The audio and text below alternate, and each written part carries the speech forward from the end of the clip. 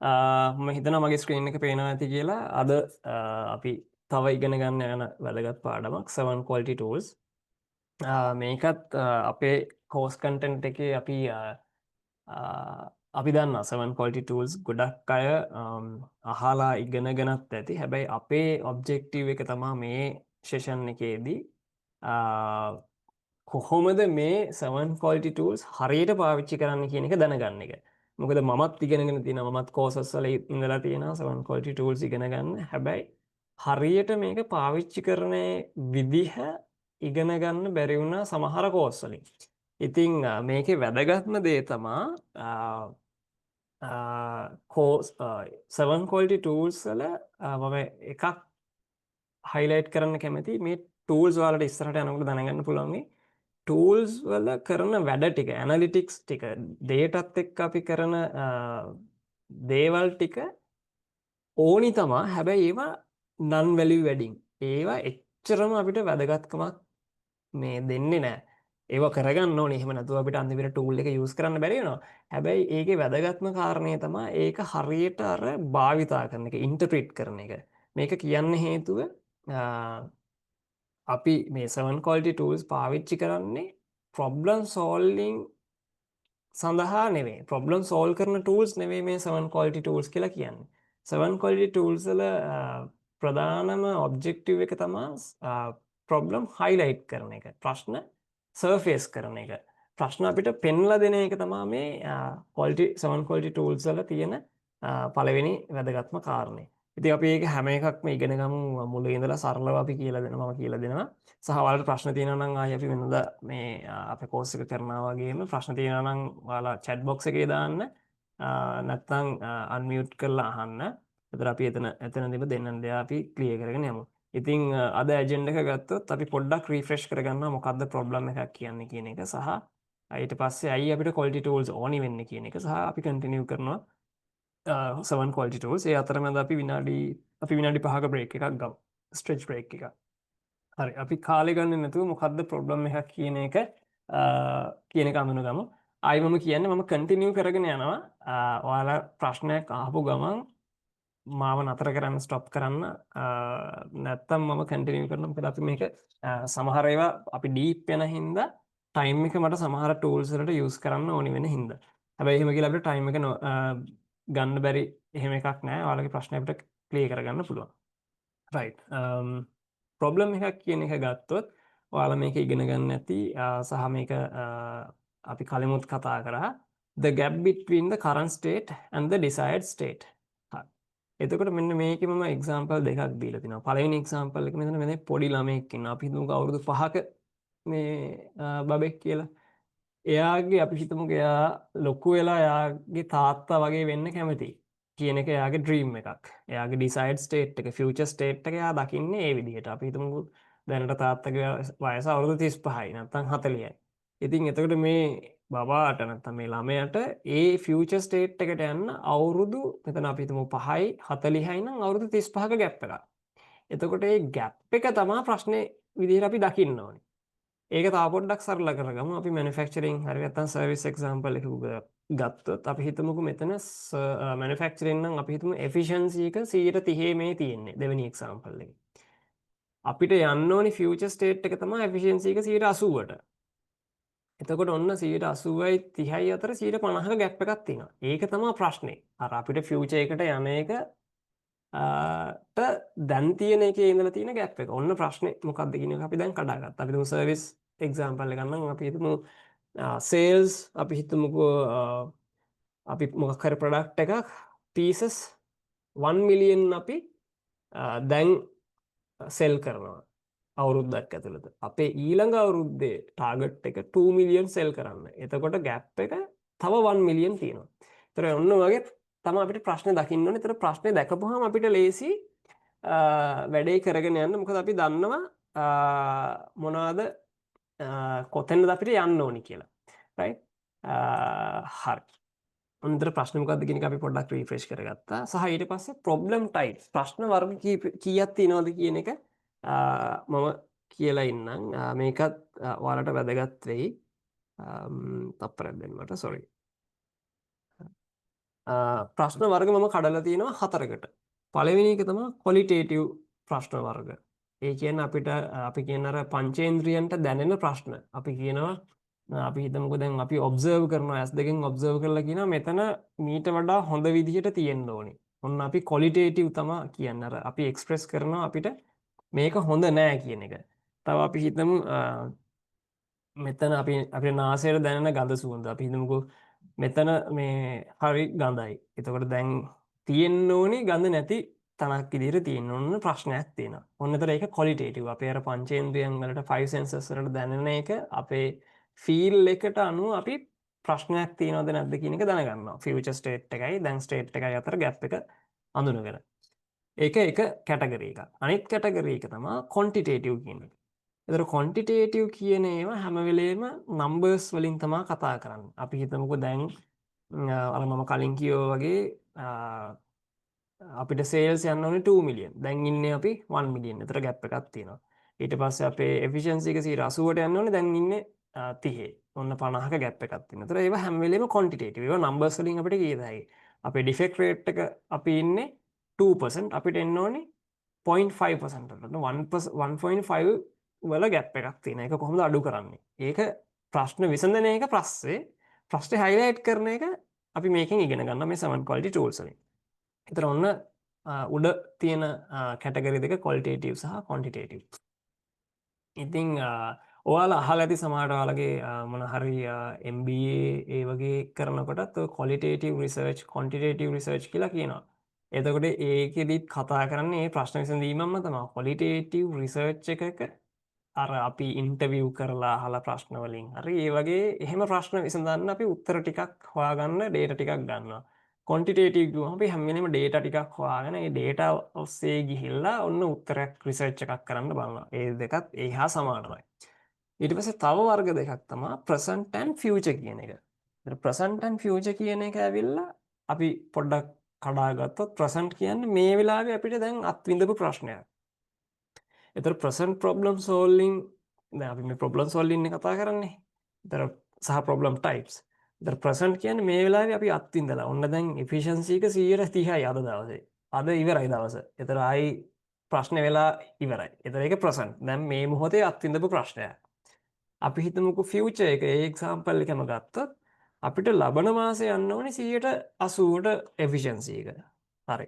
දැන් අද ඇවිල්ලා මේ මාසේ පළවෙනිදා 130යි කමක් නැහැ. හැබැයි ලබන මාසේ පළවෙනිදා ඉඳලා 180ට යන්න ඕන. ඔන්න ෆියුචර් ප්‍රශ්නයක් තියෙනවා අපිට 180ට යන්න. දැන් තව මාසයක් තියෙනවා.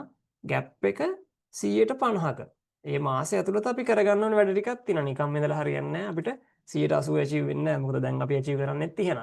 එතකොට ඔන්න ඒ වගේ තව ෆියුචර් ස්ටේට් එකේ ප්‍රශ්නත් කැටගරි එකකට දාත හැකියි. ඔක ඩේ ටු ඩේ එකට ගත්තොත් අපි හිතමුකෝ දැන් අපි අද දවසේ අපිට පඩි හම්බෙනවා අපි හිතමු රුපියල් ලක්ෂ 5ක් උදාහරණයකට. ඒක ඉතින් ලක්ෂ 5 තමයි.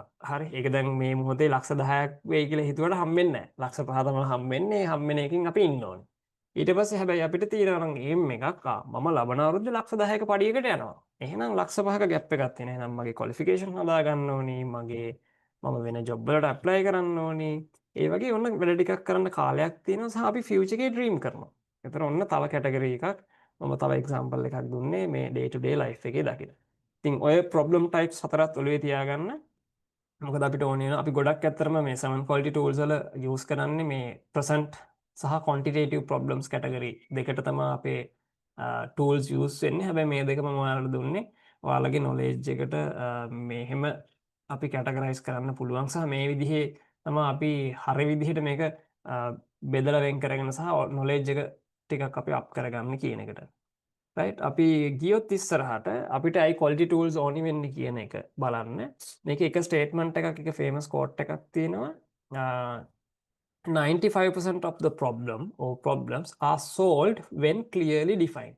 ඒ කියන්නේ 95%ක්ම ප්‍රශ්නේ define කරගන්න පුළුවන් වුණොත් ඒක විසඳුවා හා සමානයි. ඒ කියන්නේ ප්‍රශ්නේ හරියට ක්ලියර් කරගත්තොත් මොකක්ද ප්‍රශ්නේ කොහෙද ප්‍රශ්නේ කවුද මේ මෙතන ඉන්වෝල්ව් වෙන්නේ මොන ප්‍රොසෙස් එකේද කොහෙදද මොන බ්‍රාන්ච් එකේද මොන මොඩියුල් එකේද මොන ලයින් එකේද මොන මැෂින් එකේද ඔය විදිහට ප්‍රශ්නේ හරියට කඩා ගන්න පුළුවන් වුණොත් ප්‍රශ්නේ දන්නවනම් 95%ම ප්‍රශ්නේ විසඳලා වගේ තමයි. නැත්තම් අපි අර ඔළුව දන්නවනේ අපි ෆයර් ෆයිටින් කරනවා හැමදාම ප්‍රශ්නේ දන්නේ නැහැ. ඔය දුවන අරකටත් වෙනවා මේකටත් වෙනවා. හරි ප්‍රශ්නේ සහ ලොකු ප්‍රශ්නේ මොකද්ද කියන එක ප්‍රයොරිටයිස් කරගන්න දන්නේ නැහැ. හරි ප්‍රශ්නේ කොහෙද තියෙන්නේ කියන එක දන්නේ නැහැ. ඒක නිසා ඒක හරි වැදගත්. ප්‍රශ්නේ හරියටම දන්නවා නම් 95%ක්ම අපි done. ඒක නිසා මේ 7 quality tools වලින් ඔය ප්‍රශ්නේ හරියට දැනගන්න සෑහෙන උදව්වක් වෙනවා මේ ප්‍රශ්න විසඳන්න කලින්. මම ඉස්සෙල්ලත් කිව්වේ ඒකයි මේක ප්‍රශ්න පෙන්නලා දෙන ටූල්ස් ටිකක්. නැතුව ප්‍රශ්න විසඳන ටූල්ස් ටිකක් නෙමෙයි. ප්‍රශ්න විසඳන ටූල්ස් ටික ඔයාලා මේ කෝස් එකේ තව ඉස්සරහට ඉගෙන ගන්නවා. අපි ටූල්ස් එකක් දෙකක් කතා කරනවා. සහ මම කිව්වා ෆියුචර් ඒවම දැන් මේ ප්‍රෝග්‍රෑම් එක අපි ඉගෙන ගන්නේ present problem solving. YY analysis 5Y කියන එක අපි ඉගෙන ගන්නවා මේකෙදි. අපි ඊළඟ lean quality expert එකේ ඉගෙන ගන්නවා future problem solving tool එකක්. FMEA නැත්නම් failure mode defect analysis කියන එක. ඉතින් එතකොට ඔය ඔළුවට දාගන්න හරියට මේ ප්‍රශ්න විසඳන්න ටූල් එකක් නෙවෙයි ප්‍රශ්න විසඳන්න උදව් වෙන මේ මහෝපකාරී වෙන ටූල්ස් ටිකක් තමයි මේ 7 quality tools කියලා කියන්නේ. එතකොට තව අපි ගත්තොත් quality tools ඕනි වෙනවා problem solving වලට, process measurement වලට සහ continuous improvement වලට. මෙන්න මේ තුන අපිට කරන්න බෑ මේ tools use කරන්නේ නැතුව. ගොඩක් වෙලාවට මේ tools use කරන හැබැයි හරියට ඒක ඉන්ටර්ප්‍රිට් කරන්න දන්නේ නැතුව. එතකොට අපි මේ කරන problem solving වරදිනවා, process measurement වරදිනවා, continuous improvement වරදිනවා. හරියට අපිට කියන්න පුළුවන් නම් මෙන්න මෙතන වෙලා තියෙන්නේ මේ දේ. ඒක නිසා මේක තමයි අපි ඊළඟ step එක වෙන්න ඕනේ කියලා මේ ඉතුරු වැඩ ටික කරගන්න ලේසි. right? ඉතින් අපි බලමු මොනවද ඒ tools ටික කියන එක. process flow chart, check sheet, histogram, pattern analysis, cause and effect diagram, scatter diagram and control charts. සහ මේ වගේ application හතරක් අපි ඔයාලට කියලා දෙනවා. ඒ application හතරෙන් එකක් අපි මේකටත් දන්නවා. ඒක නිසා ඒකම ලොකුවට කතා කරන්න යන්නේ නැහැ. අපි පළවෙනි එක පටන් ගමු process flow chart එකෙන්. සමහර විට මේවා අහලා ඇති කීප දෙනෙකුත් ඇති එක්කෙනෙක් දෙන්නෙක් කරේ. හැමෝමත් සමහරට අහලා ඇති. හැබැයි මේකේ මම අර කිව්වා වගේ අහලා තියෙන සමහර tools ඇති අපි දැන් කතා කරන දේ ඔක්කොම ඒ විදිහටම දන්න. ඒතර අපි ඒක අහගෙන තාපුලා රිෆ්‍රෙෂ් කරගමු. සමහර ඇති tools 150ක් තමයි අපි මේ කතා කරන එකෙන් දැනගෙන තියෙන්නේ. ඒතර ඊටු 150 gap එක හදාගමු. තව සමහර අය ඇති ඒ කියන method සහ ඒ කියන interpretation use කරලා සහ ඒක විදිහට හිතලම නැති. ඒතර ඒකත් දැනගෙන අපි ඉස්සරහට යමු. හරි ඔන්න process flow chart එකේ පළවෙනි එක තමයි මේ වගේ process එකක නම් සාමාන්‍ය අපි එදිනෙදා භාවිතයේ use කරන process එකක මේ වගේ එකක් තමයි තියෙන්නේ. දැන් ඔයාලා මේ tools දැන් M&I flow නැත්නම් material and information flow ඇඳලා ඒවා පාවිච්චි කරලා දන්නවා මේ symbols මොනවද කියලා. ඒක නිසා මම ලොකුවට ඒක කතා කරන්න යන්නේ නැහැ. හැබැයි මෙන්න මෙතන දාලා තින්නේ මේ symbols ටික. මෙතන ලොකුවට රතු පාට arrow එකකින් පෙන්වලා තියෙන්නේ මම මේ process එක පල්ලෙහාට ෆ්ලෝ වෙන process එකක් කියලා පෙන්වන්න. උඩින් ඉඳලා පල්ලෙහාට. ඒතර මේ දාලා තියෙන්නේ අතම මේ තේ කෝප්පයක් හදන process එකක්. ඒකේ start එක තියෙනවා. kettle එක on කරනවා. ඊට පස්සේ කේතලේ වතුර boil වෙනකන් 100ට Celsius 100ට යනකම් boil වෙනකම් කියලා අපි හිතමු මෙතන quality gate එක water boil කියන එක. ඒතර ඒක boil වෙලා නැත්තම් අපිට ඉන්න වෙනවා කාලයක්. boil වෙලා නම් ඊළඟ process එකට ඔන්න වතුර දාලා tea bag දාලා ඔක හදාගෙන යන්න පුළුවන්. ඒතර ඕක තමයි අපි use කරන process flow chart එකේ වැදගත් වෙන දේ. හැබැයි මේකේ මම ඉස්සරහ slide එකේදී කියන ඔයාලට කරන්න ඕනි දෙයක්. ඊට කලින් මෙන්න මෙයා ඔයාලට මතක ඇති එඩ්වර්ඩ් ඩෙමින් මම ඒකත් පොඩ්ඩක් මතක් කරන්නම්. එයාගේ එක තව famous quote එකක් තියෙනවා if you can't describe what you are doing as a process you don't know what you are doing. ඒ කියන්නේ අපිට කියන්න බැරි නම් අපිට ලියලා අපේ SOP නැත්තම් work instruction නැත්තම් අපේ manuals නැත්තම් අපිට දන්නේ නැහැ මොනවද අපි කරන්න කියලා. එතකොට එක එකන එක එක තමන්ගේ හිතුව මතේ තමන්ගේ process දුවනවා. එහෙම වෙන්න බෑ. ඒකයි මෙයා කියන්නේ ඔයා ලියලා කරලා දන්නේ නැත්තම් මොකද්ද වෙන්නේ කියලා. ඔයා කරන වැඩේ ඔයාටම කියාගන්න බැරි වෙනවා. එක එක වෙලාවට එක එක උත්තර දෙනවා. ඉතින් ඒක නිසා ඒක වෙන්න තියන්න හොඳ නැහැ. සහ process flow chart එක අපි හරි සරලව ලේසියෙන් කරගන්න පුළුවන් එකක්. 7 quality tools වල තියෙන හින්දා අපි ඒක කතා කරන්නත් ඕනේ. හරි එතකොට මේකේ තව points කීපයක් තමයි high level process එකකට අපි මේක use කරනවා. හරි symbols ටික අපි use කරන්න ඕනේ. ඒකයි මම මේක කතා කරේ නැත්තේ symbols අපි දැනට දන්නේ හින්දා. සහ close the loop in a decision box. මේ හැම decision box එකකම loop එක close වෙන්න ඕනේ. ඒක open තියෙන්න බෑ. දැන් මෙතන වතුර නටලා නැත්නම් Celsius 100ට අපි ආයි තව විනාඩි 5ක් ඉන්න වෙයි. ඉඳලා 100 සෙල්සියස් 100ට වතුර නැටුවට පස්සේ තමයි ඔන්න තේ හදන්න පටන් ගන්න. නැත්තම් තේ හදන්න පුළුවන් හැබැයි හරි තේ රහ එන්නේ නැහැ. අර තේ කොළ තැම්බිලා ඒ හරි පදම ඇවිල්ලා ඒක හැදෙන්නේ එහෙම කියලා අපි හිතමු. හරි. ඊට පස්සේ මට පෙන්වන්න ඕනි දේ තමයි මේ process flow chart එකේ මෙන්න මේ දේවල් කරගන්න කියන එක. මේක assignment එකක් නෙමෙයි. හැබැයි මේක මම නිකන් කිව්වොත් මගේ ask එකක්. මම දන්න විදිහට ගොඩක් තැන්වල මේක නැහැ. මම වැඩ කරපු තැන්වලත් නැතිව මම මේක හදපු එකක්. ඒකයි මම ඔයාලටත් මේක සරලව මෙහෙම මේ පෙන්වන්න හිතුවේ. ගොඩක් වෙලාවට අපේ quality department එකේ ඔයාලා quality department එකේ ඉන්න අය මෙතන ගොඩක් අය එහෙම තමයි. නම් මෙන්න මේ තමන්ගේ quality process එක quality decision making process එක තමන් කොහොමද decision ගන්න කියන process එක කොහෙවත් ඇති ගොඩක් තැන්වල තියෙනවා මේ බහුතරයක් තැන්වල නෑ හැබැයි කීපයක් තැන්වල තියෙනවා ඒක නිසා නැත්තම් හදාගන්න තියෙනවා නම් වඩා හොඳයි තියෙනවා තවත් රිෆයින් කරගන්න මේකේ හිතන්නකෝ දැන් ඔයාගේ quality team එකට ප්‍රශ්නයක් ආවම ground level එකේ ඊළඟ එක්කනට දානවනේ ඊට පස්සේ ඒත් බැරි නම් ඊළඟ එක්කනට ඔන්න quality manager කෙනෙක් නම් quality manager ඔය ප්‍රශ්න එනවා නැත්නම් එතනිමුත් බැරි නම් quality manager ආන ඔයාටත් ඒ decision එක ගන්න බැරි නම් operation director හරි නැත්නම් වගේ sales director marketing director ඒ කට්ටියට කතා කරනවා ඒක සමහරවිට මෙහෙම quality කියන එක අර එහෙම compromise වෙන decision නෙවෙයි මම කියන්නේ මේ decision make කරන හරි අවස්ථාවක නැත්නම් quality manager එකෙන් එතනින් එහාට operation director එහෙම එයා hierarchy එකේ උඩ හිටියත් decision make කරන්න දෙන්න බෑ quality සම්බන්ධව. ඒක අපි හැමෝම දන්න එකක්. හරි. ඉතින් දැන් මේක මම ඔයාලට request කරන්න හේතුව ඔයාලා මේක කරොත් ඔයාලා quality manager හරි quality department එකක් හරි මොකක් හරි section එකක් හරි lead කරනවා නම් ඔයාලගේ day to day life එකේ ඔය අපි කියන්නේ දුවනවා රහෙට මෙහෙට අපිට quality මාර busy කියලා සෑහෙන දුරකට මේකෙන් උත්තරයක් හොයාගන්න පුළුවන්.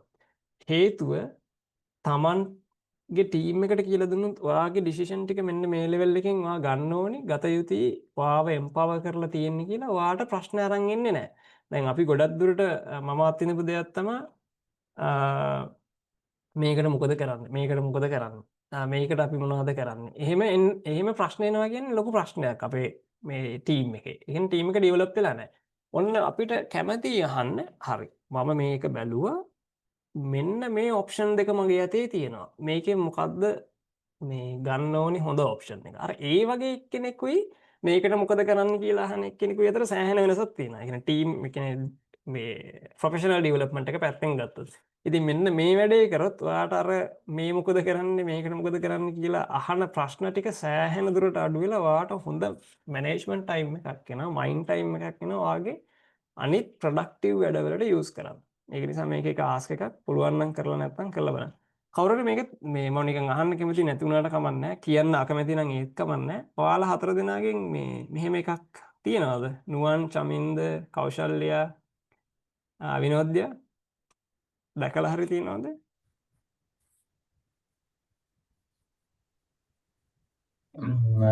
නෑ හැබැයි මෙහෙමම නැති වුණත් ඔය ඩිසිෂන් මේකින් වලදී ඩවුන් ද ලේයර් එකට නැතත් සාමාන්‍ය ප්‍රමාණයකට එම්පවර් කරලා තියෙනවා. සුපර්. නෑ මම දැකලා නැහැ මිසර්. මිස්ටර් චතුර මේකද එතකොට සිමිලේන් මැප් එකයි මේකයි සමාන නේද? ඒ කියන්නේ සිමිලේන් මැප් එක කියන්නේ මේකටමද? මේක ස්විම් ලේන් තමයි. හැබැයි මේ ඇවිල්ලා අපි හයරාකි එකක දෙන එකම මම මේ කිව්වේ ඩිපාර්ට්මන්ට් එකේ අර හයරාකි එක පෙන්වන්න ස්විම් ලේන් විදිහට හැදුපු එකක්. හැබැයි ස්විම් ලේන් කියන එක අපි ගොඩක් නේද? හයරාකි එකටත් ස්විම් ලේන් වගේ ප්‍රශ්නේ හරි වැලිඩ්. ඒක සෑහෙන හොඳයි. හයරාකි එකටත් ස්විම් ලේන් විදිහම තමයි. හැබැයි ස්විම් ලේන් කියන එක ගොඩක් දුරට යූස් වෙන්නේ ඩිපාර්ට්මන්ට් අතර සහසම්බන්ධය පෙන්වන්න. දැන් මේක ඇවිල්ලා ස්පෙෂල් එකක්. ස්විම් ලේන් කියන එක අපි වැඩිපුර පාවිච්චි කරන්නේ ඔන්න අපි හිතමුකෝ quality department එකයි technical department එකයි එකම මේ ලයින් එකේ එකම flow එකේ අඳින්න බෑ අපිට වැඩ ටික process එක. ඒක නිසා ටෙක්නිකල් එක අඳිනවා එක ලේන් එකක අඳිනවා quality එක ලේන් එකක අඳිනවා. ඔන්න ඒතර ඉන්ටර්කනෙක්ට් වෙන තැන් ටික අපිට කනෙක්ට් කරතයි. එතනදි තමයි ගොඩක් වෙලාවට ස්විම් ලේන් එක යූස් වෙන්නේ. මේක එක ස්විම් ලේන් එකක් තමයි. හැබැයි හයරාකි එකට ඒක නිකන් මම කිව්වොත් මම නිකන් මේක ඒ විදිහට හිතලා හදපු එකක්. කියන්නේ හැබැයි වගේ විශේෂ ප්‍රශ්නය දැන් අපි පොසිෂන් එකත් එක්ක ඩිසිෂන් මේකින් යන එක. යස් මොකද මේක මම ඔයාලට අර පැහැදිලිව පේන ඇති කලින් ප්‍රොසෙස් එකේ ඇරෝ එක තිබුණේ පල්ලෙහාටනේ රතු පාට පල්ලෙහාට. තඩිවට මේකේ ඔව්. තියෙන්නේ උඩට. ඒකට හේතුව ඔව්. ඩිසිෂන් එස්කලේට් කරන එකනේ අපි කරන්නේ. ඔව්. අපිට ප්‍රශ්නේ තියෙන්නේ ඩිසිෂන් එක එස්කලේට් කරන එකන මම මේක මගේ බොස්ට කියන්න ඕනි එකක්ද කියලා දන්නේ නැති තැනදී තමයි අර ගේන්නේ මේකට මොකද කරන්නේ මේකට මොකද කරන්නේ කියලා ටේබල් එකට ගෙනල්ලා අතාරින්නේ.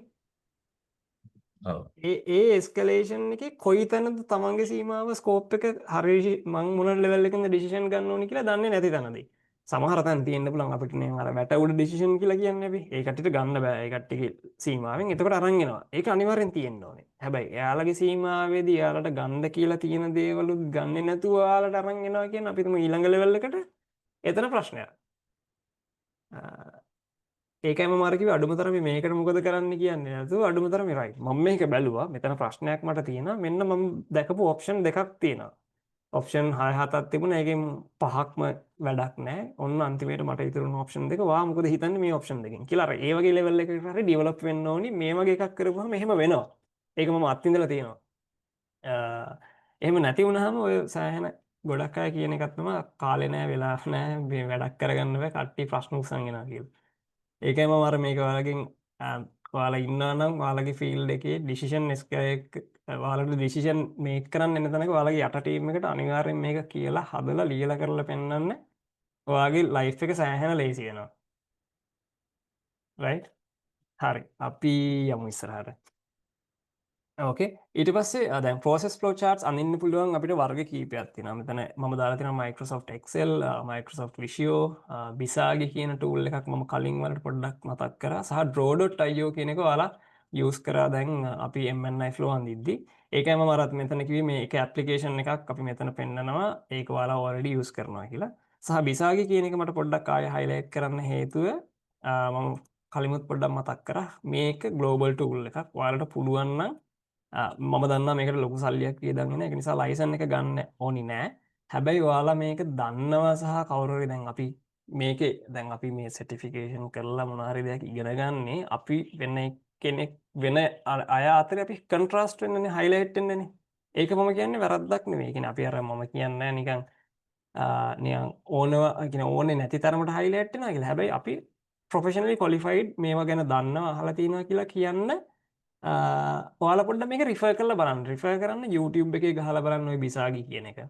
Google එකේ බලන්න මොනවද මේකේ තියෙන්නේ කියලා. ඒක මාර tool එකක්. ඔය process mapping වල මුළු ලෝකෙම use කරනවා. ඉතින් ඒක සෑහෙන ඇඩ්වාන්ස්. ඒකයි මම මෙතන ආයි පොඩ්ඩක් highlight කරන්න හේතු වුණේ. ඒතර ඔයාලගේ අර මම කිව්ව වෙන අය අතරේ highlight වෙන්න සහ contrast වෙන්න මේ වගේ දේවල් දැනගන්න එක හොඳයි. ඉතින් ඒ හැම එකක්ම අපි පුළුවන් තරම් අපේ course content එක ඇතුළේ දාලා තියෙන්නේ ඒකයි. දැන් එහෙම එකක් මේ 7 quality tools අතරට නැත්නම් ඕනි නෑ. අපිට මේක මේ පෙන්වන්න ඕනි උනේ තව දේවල් මෙහෙම තියෙනවා කියන එක. right? හරි. එතකොට ඔන්න process flow chart එක ওই ටික තමයි. ওই ටික දැනගත්තාම ඇති. සමහරවිට ඔය ඔක්කොම ටික ඔයාලා අහලා ඇති. හැබැයි අර මගේ ප්‍රධානම highlight එක තමයි decision escalation එක ඔයාලගේ team එකේ කරගන්න කියන එක. හරි ඊට පස්සේ check sheet කියන එක මේකේ මම example දෙකක් දීලා තියෙනවා මේක example එකක් මේක visual example එකක් මේක නිකම්ම raw data example එකක් මේ මෙතන දකුණු පැත්තේ තියෙන්නේ ඉතින් මේ visual example එක මේවා අපි මට මතකයි අපි 5-6 හරි ඔන්න වගේ පන්ති වල අපි මේ ඉගෙන ගත්තනේ අර දරමිටි බඳිනවා කියලා අපි කියන්නේ හතරක් ගහනවා එකක් හරහට ගහපුවම දරමිටියක් වගේ. ඒතර ඒක තමයි මේකේ concept එක. ඉතින් ඒකට අදාළ තව පොඩ්ඩක් මේක ස්ටෑන්ඩඩයිස් වෙලා තියෙන මේ මොකද්ද මෙතන නම් තියෙන්නේ ඩෝ පේන්ට් චෙක් ෂීට් එකක්. ඊට පස්සේ මේකේ මොන ෂීට් නම්බර් එකද මොකක් හරි පේන්ට් නම්බර් එක ඩේට් එක කොච්චරක් දොරවල් පේන්ට් කරලා තියෙනවද අපිට මෙතන නිකන් ගරාජ් එකක් මේ කියලා කාර් පේන්ටිං. ඒතර මොන ඩිෆෙක්ට් ටයිප්ස් ද තියෙන්නේ ඒවට වෙනම සිම්බල් ටිකක් දාලා දැන් මේක විෂුවල් වුණාම පේන්ට් කරන අපි දමුකෝ පේන්ටිං ඔපරේටර් මාර ලේසි. දැන් අපි සර්විස් එකට ගෙනියපු ගමන් මේක කරන සර්විස් ඒජන්ට් සර්විස් ටෙක්නීෂියන් ටක් ගාලා මාක් කරගෙන රයිට් මෙන්න මේ තැන්වල තමයි මේ ප්‍රශ්න ටික තියෙන්නේ මෙන්න මේ කැටගරිස් වලින් ඒ ෂීට් එක පේන්ටිං ඔපරේටර් දීපුවම එයාට හරි සරලයි ඩොකියුමන්ට් එකක් තියෙනවා ක්ලියර් විෂුවලි ඩිස්ප්ලේ මම ඇටැක් කරන්න ඕනේ මෙන්න මේ පොයින්ට්ස් ටිකට කියලා ඒක හැම වෙලේම මේ චෙක් ෂීට් කියන එක යූස් කරන්නේ ග්‍රවුන්ඩ්ම ලෙවල් එකේ බොටම්ම ලේයර් එකේ සහ මේක ප්‍රී ඩිෆයින්. ඒක තමයි වැදගත්ම පොයින්ට් එක මේකේ. හැම වෙලේම මේක ඩිෆයින් කරලා දෙන්නේ. මෙන්න මේක තමයි ඔයා චෙක් කරන්න ඕනේ. මේක තමයි ඔයා කරන්න ඕනි වැඩේ. මේක තමයි ඔයා බලන්න ඕනි වැඩේ.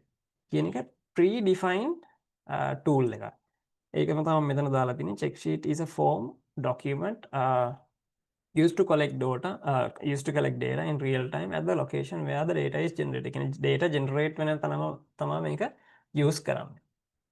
Filled by the team member operator, one team member job role, one of team members job role. කියන්නේ team member කෙනෙක්ගේ ගොඩක් වෙලාට මේ task එක තියෙනවා inbuilt වෙලා. ඉතින් මේකේ මම එක example එකක් කියන්න කැමතියි. ගොඩක් අපි මැනුෆැක්චරින් ඉන්නකොට දකිනවා දැන් කට්ටිය ඔය ඩිසිෂන් මේක් කරනවා එක එක්කෙනාගේ කතා අහලා නැත්නම් තමන් දැකපු දේ අර නිකන් ගට් ෆීල් එකට හොඳ උදාහරණ තමයි ඔය කවුරු හරි ඇවිල්ලා කනේ තියෙන අරයා වයසයි සර් දැන් මේ වැඩක් කරගන්න බෑ හරි අපරාධයක් මේකට කරන්න කියලා. ඒතර අන්න ඒ වෙලාවට මෙන්න මේ ටූල් එක යූස් කරන්න පුළුවන්. දැන් අර ගට් ෆීල් එක ගන්න අර කියන්නේ මොකොත් data නැහැ facts නැහැ. කියන මෙයා හරියන්නේ නැහැ මෙයා මේ කිසිම දෙයක් කරන්නේ නැහැ. එතකොට කෙලින්ම අහන්න තියෙන්නේ නැහැ. ඔයාලා ළඟ data තියෙනවද? ගිහලා check sheet එකක් දාලා මට data ටික අරන් එන්න. ලොකු කාලයක් ගන්න ඕනේ නැහැ. පැයක් බලන්න.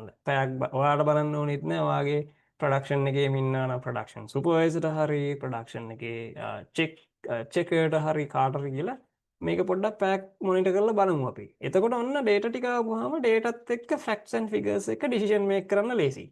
ඒතර සමහර වෙලාවට අර කියපු දේ ඇත්තටම කිසිම වළංගු නැති මේ දෙයක් නේ. අපි දේශපාලන කරන මිනිස්සු කියන්නේ කිසිම දෙයක් නැතුව ඔය කියනවා data facts නැහැ. ඉතින් ඒ වගේ මේ tool එක තිබ්බට use කරන්නෙම නැති තරම් හැබැයි හරිම valuable tool එකක්. තව එක අවස්ථාවක් අපිට කම්පෙයාර් කරන්න ඕන නම් දැන් ඔය කම්පැරිසන් එනවා මැනුෆැක්චරින් වල වගේ අපිටම ඕනි සමහරලාට අපිට බලා ගන්න නැත්නම් කම්පෙයාර් කරන්න ඕනි කොහෙන්ද මේ ප්‍රශ්නේ ක්‍රියේට් වෙන්නේ කියලා. ඒ කියන්නේ එකම ඔපරේෂන් එක එකම ටාස්ක් එක ටීම් මෙම්බර්ස්ලා දෙන්නෙක් තුන් දෙනෙක් කරනවා නම් කට්ටිය අර ඒ තුන් දෙනාත් හොඳට දන්නා බෝලේ පාස් කර කර ඉන්න. අපි කියන්නේ අපේ කටවචනෙට මම නෙවෙයි සර් ඔක කරේ අරයා තමයි කරේ කීකේ ඕක කරක ඉන්නවා දන්නවා තමමුත් ඔය වැඩේම වරද්දනවා කියලා. ඒ කියන්නේ හැම වෙලේමත් නෙවෙයි. සමහරට හැම වෙලේම වරද්දන මිනිස්සුත් හොඳටම ඉන්නවා. මේ ඊට වඩා ආතල්ලගේ. ඉතින් ඒක නිසා අර ඔය වගේ වෙලාවට ටක් ගාලා චෙක් ෂීට් එකක් දීලා ප්‍රොඩක්ෂන් එන්න එකේ හරි ඒ අදාළ සුපර්වයිසර් හරි ටීම් ලීඩර් කියලා දීලා එක්කෙනෙක්ට අපි හිතමු ඔපරේෂන් එකම ඔපරේෂන් එක එකම ටාස්ක් එක තුන් දෙනෙක් නම් තුන් දෙනා වෙන වෙනම මාකින් පොයින්ට් එකක් හරි නැත්නම් ස්ටිකර් එකක් හරි වෙන විෂුවල් මෙතඩ් එකකට තමන් කරා තමන්ගේ ටාස්ක් එක මොකක් හරි එකක පේස්ට් කරා ඒ අදාළ මේ ප්‍රොඩක්ට් පාර්ට් එකේ. ඒක ටෙම්පරරි පොඩි මේ වැඩක්. ඉතින් එහෙම කරලා බලපුවම කොහෙන්ද ප්‍රශ්න එන්නේ කියන එක ට්‍රිගර් වෙනවා. ඕක කරලා මොනිටර් කරන්න කලින් මෙහෙම දෙයක් කරනවා කිව්ව ගමන්ම ඕක හැදෙනවා. හරි. ඒක නිසා හරි මේක ස්ට්‍රෝං ටූල් එකක් යූස් කරන්නේ නැහැ. යූස් කරන්න ගත්තාම තව ලේසි සහ අර යූස් කරනවා කියලා දැනගත්ත ගමන්මත් ප්‍රශ්න විසඳෙනවා සමහරලාට. හරි. ඒක නිසා ඒකත් අපි දන්නවා දැන් මට අපි මේ වගේ හයිලයිට් කරන්න හේතුව තමයි දන්නවා හැබැයි යූස් වෙන්නේ නැහැ. හේතුව යූස් කරන්න ඕනි හරි තැන දන්නේ නැහැ. ඉතින් ඔය වගේ අර කම්පැරිසන් කරන තැන්වල හරි ලේසි. නිකන් සමහර වෙලාවට සමහරට ඔයාලා ඔඩිට් ෆේස් කරනවා නම් ඔඩිටරත් කියනවා මේක මේ හොයාගන්න බෑ අපිට කියලා. හරි සමහරට ක්වොලිටි මැනේජර්ස්ලම තමයි කියන්නේ මේ ප්‍රශ්නේ අපිට හොයාගන්න බෑ මේ කොහෙන් එනවද දන්නේ නැහැ අතනින් දෙන්නේ අර මැෂින් එකෙන්ද මේ මැෂින් එකෙන්ද අර ටීම් මෙම්බර්ද කියලා කියනවා. ඒතර සරල ප්‍රශ්නයක් අහන්න තියෙනවා. ඔයා සම ක්වොලිටි ටූල්ස් දන්නේ නැද්ද? චෙක් ෂීට් දන්නේ නැද්ද? මේ වගේ එකක් දාන්න. අද දාලා මට අද පෙන්නන්න කිව්වම ඔන්න එනවා. ඒ වගේත් එනවා ඉතින්. එහෙම ක්වොලිටි එකත් ඒ වගේ වැඩ කරනවා. හැමෝම එහෙම කරනවා. හරි. ඉතින් ඒක නිසා සරල ටූල් එකක්. හැබැයි ස්ට්‍රෝං යූස් කරොත් හොඳ බෙනිෆිට් එකක් ගන්න පුළුවන්. රයිට්. අපි යමු තුන්වෙනි ටූල් එකට. මම කන්ටිනියු කරනවා. මම හිතන්නේ මේක දැනගෙන ප්‍රශ්න නැති හින්දා කන්ටිනියු කරන්නේ. ප්‍රශ්නයක් තියෙනවා නම් ආයෙම මතක් කරන්න අහන්න. හරි. රයිට්. ඊට පස්සේ හිස්ටෝග්‍රෑම්. අන්න තුන්වෙනි ටූල් එක හිස්ටෝග්‍රෑම්. මේ හිස්ටෝග්‍රෑම් කියන එක මම මෙතන මේ කියලා තියෙන එක කියන්න. A histogram is an approximate representation of the distribution of numerical data. දැන් numerical data කිව්වහම එකන නම්බර්ස්නේ අපිට ඔලුවට එන්නේ. එතකොට අර නොමිනල් ඔයාලා අහලා ඇති ස්ටැටිස්ටික් කරලා තියෙන අයන පොඩ්ඩක් අහලා හරි දැකලා හරි නිකන් ඇහිලා හරි තියෙනවනම් නැත්නම් පොඩ්ඩක් හොයලා බලන්න. ඔය variable types කියලා තියෙන variable data කියලා data type එකක් තියෙනවා. ඉතින් ඒකේ තියෙන category තුනක්. continuous data, interval ratios and nominal data. එතකොට මේ numerical data වලට ගන්න මේ histogram සහ ඊළඟට අපි කතා කරන Pareto වලට continuous data interval ratio කියන category එකයි. nominal data අපිට ගන්න බෑ. nominal කියන්නේ ඔය නම් නිකන් ගැහණු පිරුමි ඊට පස්සේ තව අපි කියනවා පාට නැත්තම් වාහන ඒ වගේ වාහන වල නම් කාර් එක කැබ් එක ඒ වගේ ඒවා nominal data එකේ නම් ඊට පස්සේ continuous data කියලා කියන්නේ අර හැම වෙලෙම continue කරන්න පුළුවන්. ඒ කියන්නේ දැන් මෙතන ඉන්න ටීම් එකේ 4 දෙනාත් අපිට අපි හිතමු rank කරන්න පුළුවන්. sorry continue නෙවෙයි rank. ඒ කියන්නේ continuous data වල එක ප්‍රධාන feature එකක් තමයි rank කරන්න පුළුවන් කියන එක. ඒ කියන්නේ එකේ ඉඳලා 10 දෙනෙක් ඉන්නවා නම් 10 rank කරත හැකි උසේ පිළිවෙලට වයස පිළිවෙලට ඒ වගේ. ඒතර ඔන්න ඒවා continuous data. සහ interval ratio interval සහ ratios කියන එක. ඉතින් මේවා අතර මේ histogram කියද්දි කියන්න ඕනේ නැහැ. හැබැයි තව මේ වැඩිපුර දෙයක් මම මේ කියන්නේ. interval ratio කිව්වහම ඔයාලා අහලා ඇති දැන් ඒ කියන්නේ හැම වෙලේම මේක ratio එකකට වැටෙන්න ඕනේ. නැත්නම් interval එකක් තියෙන්න ඕනේ. දැන් අපි උදාහරණයකට ගත්තොත් කාර් 2.5ක් කියන්න බෑනේ. කාර් 2යි එක්ක කාර් 3යි. නැත්නම් ළමයි 1.5ක් කියන්න බෑ. ළමයි 1 හෝ 2. හරි ඒ වගේ. ඒතර ඒවා interval හා ratio කියන ගණනයට වැටෙන්න ඕනේ. ඉතින් continuous සහ interval ratios කියන ඒවා තමයි මේ histogram Pareto ඒවට අපිට ගන්න පුළුවන්. ඉතින් මේ වගේ එකක් තමයි histogram එකක් කියලා කියන්නේ. ඒකෙම මම පෙන්නනවා දැන් histogram types 6ක්. මෙන්න මේ 6 තමයි එනවනම් ඉන්නේ මීට වඩා තව හදන්නත් පුළුවන් අතරම histogram. ඒ කියන්නේ වෙන වෙන categories මේ represent වෙන විදි. හැබැයි මේ 6 දැනගත්තාම අපිට හොඳටම ඇති අපේ ප්‍රශ්න විසඳන්න කලින් ප්‍රශ්නේ අඳුනගන්න මේ තන හොයාගන්න. එතකොට histogram කිව්වහම පළවෙනි එක තමයි මේ normal distribution එකක තියෙන histogram එකක්. මේකට විතරක් මම එක example එකක් ගන්නම්. ඔයාලා අහලා ඇතිනේ අපේ මේ A level advanced level වල Z score එක. ඒතර Z score එක මෙන්න මේ normal distribution එකක තමයි තියෙන්න ඕනේ. ඒක එක තියරියක් ඔය බෙල් කර්ව් එහෙම ඉගෙන ගන්නකොට පොඩ්ඩක් ඕක අහුවෙනවා. හේතුව දැන් අපි කියන්නේ එහෙම හරි එක්සෑම් සිස්ටම් එකක් නම් හරියට කන්ටෙන්ට් එක බලලා එක්සෑම් එක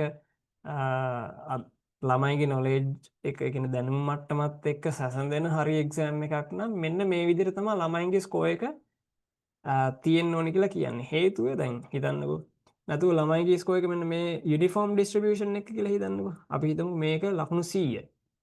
හැම එක්කනම ලකුණු 100න් 100 ගත්තාම A level වලට Z score එක 4.02 ඔය වගේ තියෙනවා නම් ලොකු ප්‍රශ්නයක්. ඒ කියන්නේ එක්සෑම් එකේ ලොකු අවුලක්. ඒ කියන්නේ උගන්වනවා 100%ක්. හැබැයි එක්සෑම් එකට එන්නේ 120යි. ඒ කියන්නේ මම කියන්නේ මේ සිවියරිටි එකෙන් කොච්චර කියන්නේ ප්‍රශ්නවල බරපතලකමින්.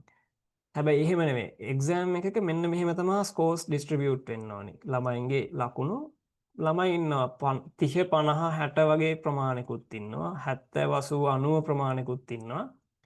90 100 අතර ප්‍රමාණිකුත් ඉන්නවා. ඕක normal distribution වෙනකොට ඔය normal distribution curve එකේ මෙන්න මේ 100%ක් දෙපැත්තට 2.5කුයි 2.5කුයි තමයි කියන්නේ දෙපැත්තේ ඉන්නේ. ඊටු ඔක්කොම normal distribution එක 95%ක්ම ඉන්නේ මේ මැද කොටසේ. ඉතින් ඒ වගේ distribution එකක් තමයි Z score එකේ තියෙන්න ඕනේ.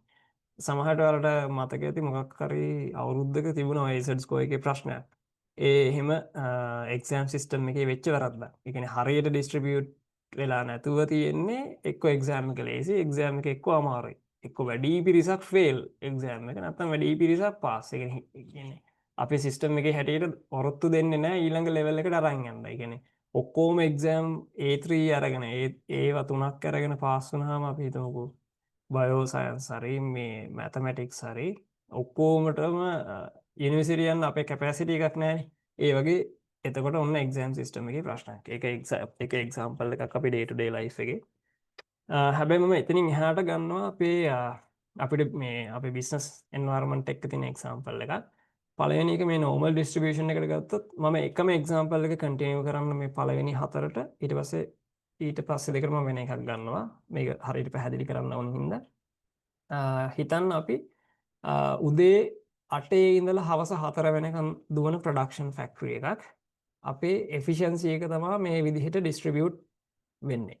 අපි තුමු ඔන්න 8 වගේ වෙලාවෙ ඉඳලා 9 10 වෙනකම්ම එෆිෂියන්සි එක 40 50. හැබැයි අපි 70 තමා දුවන්න ඕනි. 70 හරි 80 හරි දුවන්න ඕනි කියලා කියමුකෝ. ඔන්න උදේ 8 9 10 වෙනකම්ම 50 40 50 11 12 1 වෙනකම් ඔන්න 70 80ත් ගහනවා සමහරලාට එෆිෂියන්සි එක. ඊට පස්සේ ආයි 3 4 2 3 4 වෙද්දී ආයි බහැලා 40ට විතර වගේ. එතන ඔන්න ප්‍රශ්නයක් නේ. ඒ කියන්නේ එෆිෂියන්සි කර එක විදිහකට මේ අපිට අචීව් වෙන්න ඕනේ 70 නම් 70 අචීව් වෙන්නේ නැහැ. හේතුව මෙතනදී ඔන්න ලොස් එකක්. මෙහෙදි ෆැටිග් එක වැඩි. දැන් ඒ කියන්නේ වැඩ කරන අය හෙන මහන්සි වෙලා වැඩිපුර බරක් ඇදලා එෆිෂියන්සි එක 80 90 ගහනවා. අතරම ගහන්න පුළුවන් කැපැසිටි එක පොටෙන්ෂල් එක තියෙන්නේ එෆිෂියන්සි එක අචීව් කරන්න 70යි. හැබැයි අර too much effort එකක් දාලා 90ට විතර යනකම් යනවා. ඒක හොඳ මේ බිහේවියර් එකක් නෙමෙයි.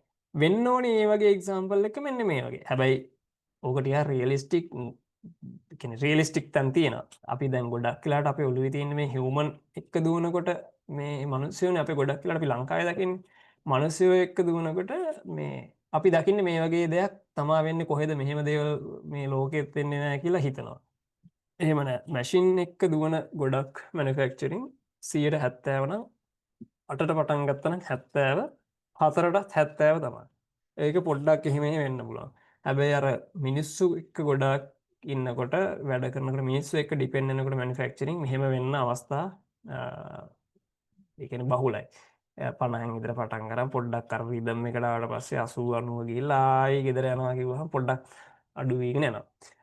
හැබැයි මේක තමයි හරි රියල් අයිඩියල් සිටුේෂන් එක. ඒක ඔළුවේ තියාගන්න. ඉතින් අපි දැන් මේ ඉතුරු දෙකක්ම කියලා ඔක හරි විදියට ගලපන්නේ සහ මේකේ මේ ඇයි මෙහෙම එකක් ඉගෙන ගත්තේ කියන එක මම කියලා දෙන්නම්. ඔන්න ඊට පස්සේ skewed right කියන එක මේ කොළ පාට graph එක. එතකොට ඒකේ තියෙන්නේ උදේ 8ට පටන් ගත්තාම 20 30.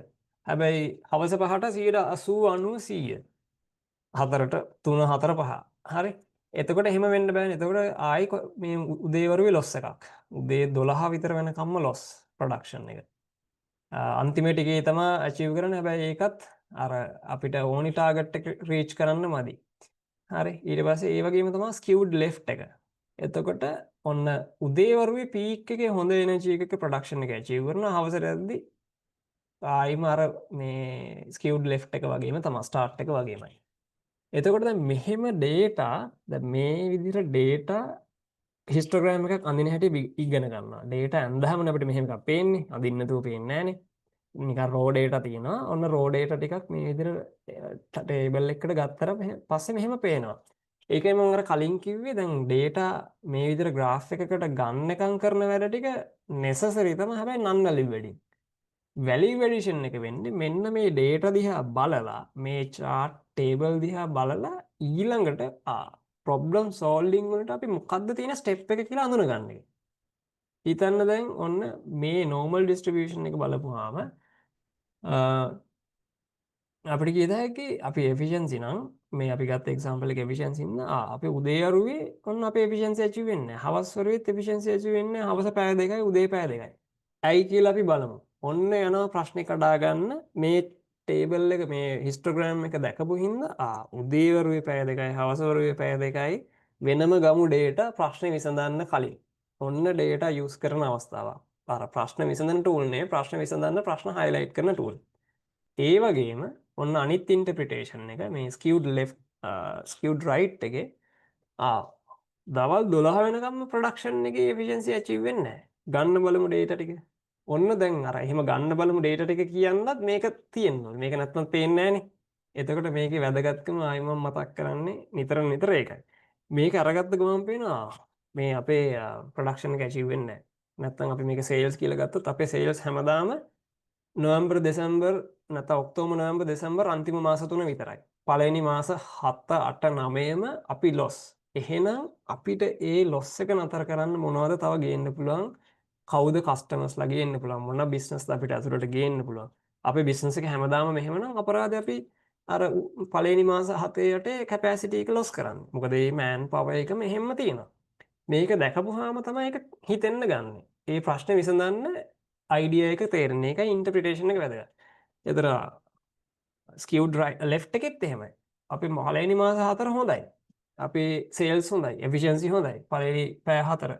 අන්තිම පැය 5 එෆිෂියන්සි ලොස්. අන්තිම මාස 5 සේල්ස් නැහැ. කිසි දෙයක් නැහැ. අපේ ඩයට් එක නැහැ. අපිට කිසිම අපිට ප්ලේට් එකේ මොකුත් නැහැ. ප්‍රොඩක්ෂන් එක්කන නැත්නම් ඔපරේෂන්ස් මැනේජර් හරි මැනුෆැක්චරින් ඉන්න එක්කන ගියයි මාකටිං එක්කනට ඔයාමට ප්‍රොඩක්ට් එක ගෙනත් දෙන්න. මම ගෙනත් දුන්නොත් බලන්න මම කරනවා. මේ ජනවාරි පෙබරවාරි මාර්තු මගේ එෆිෂියන්සි හොඳයි. මම සේල්ස් ඇචීව් කරලා තියෙනවා.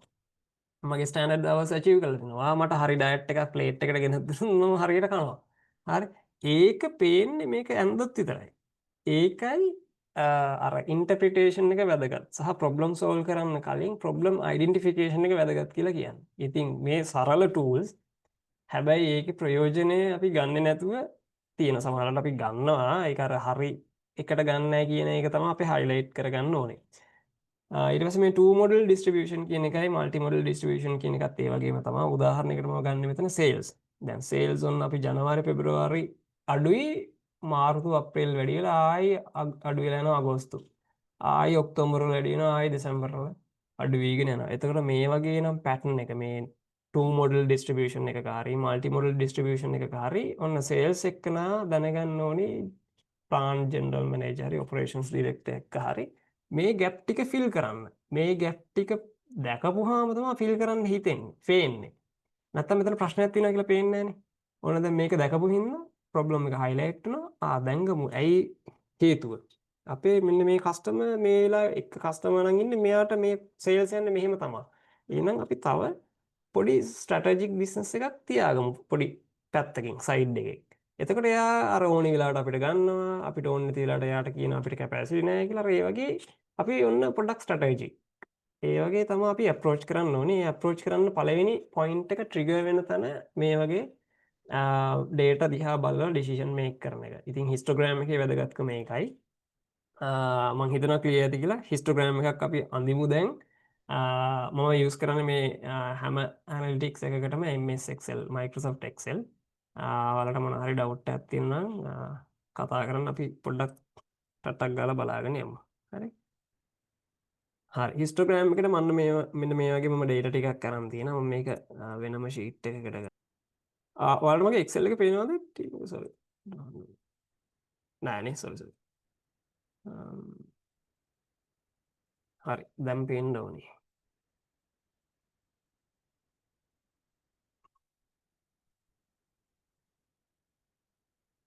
හරි.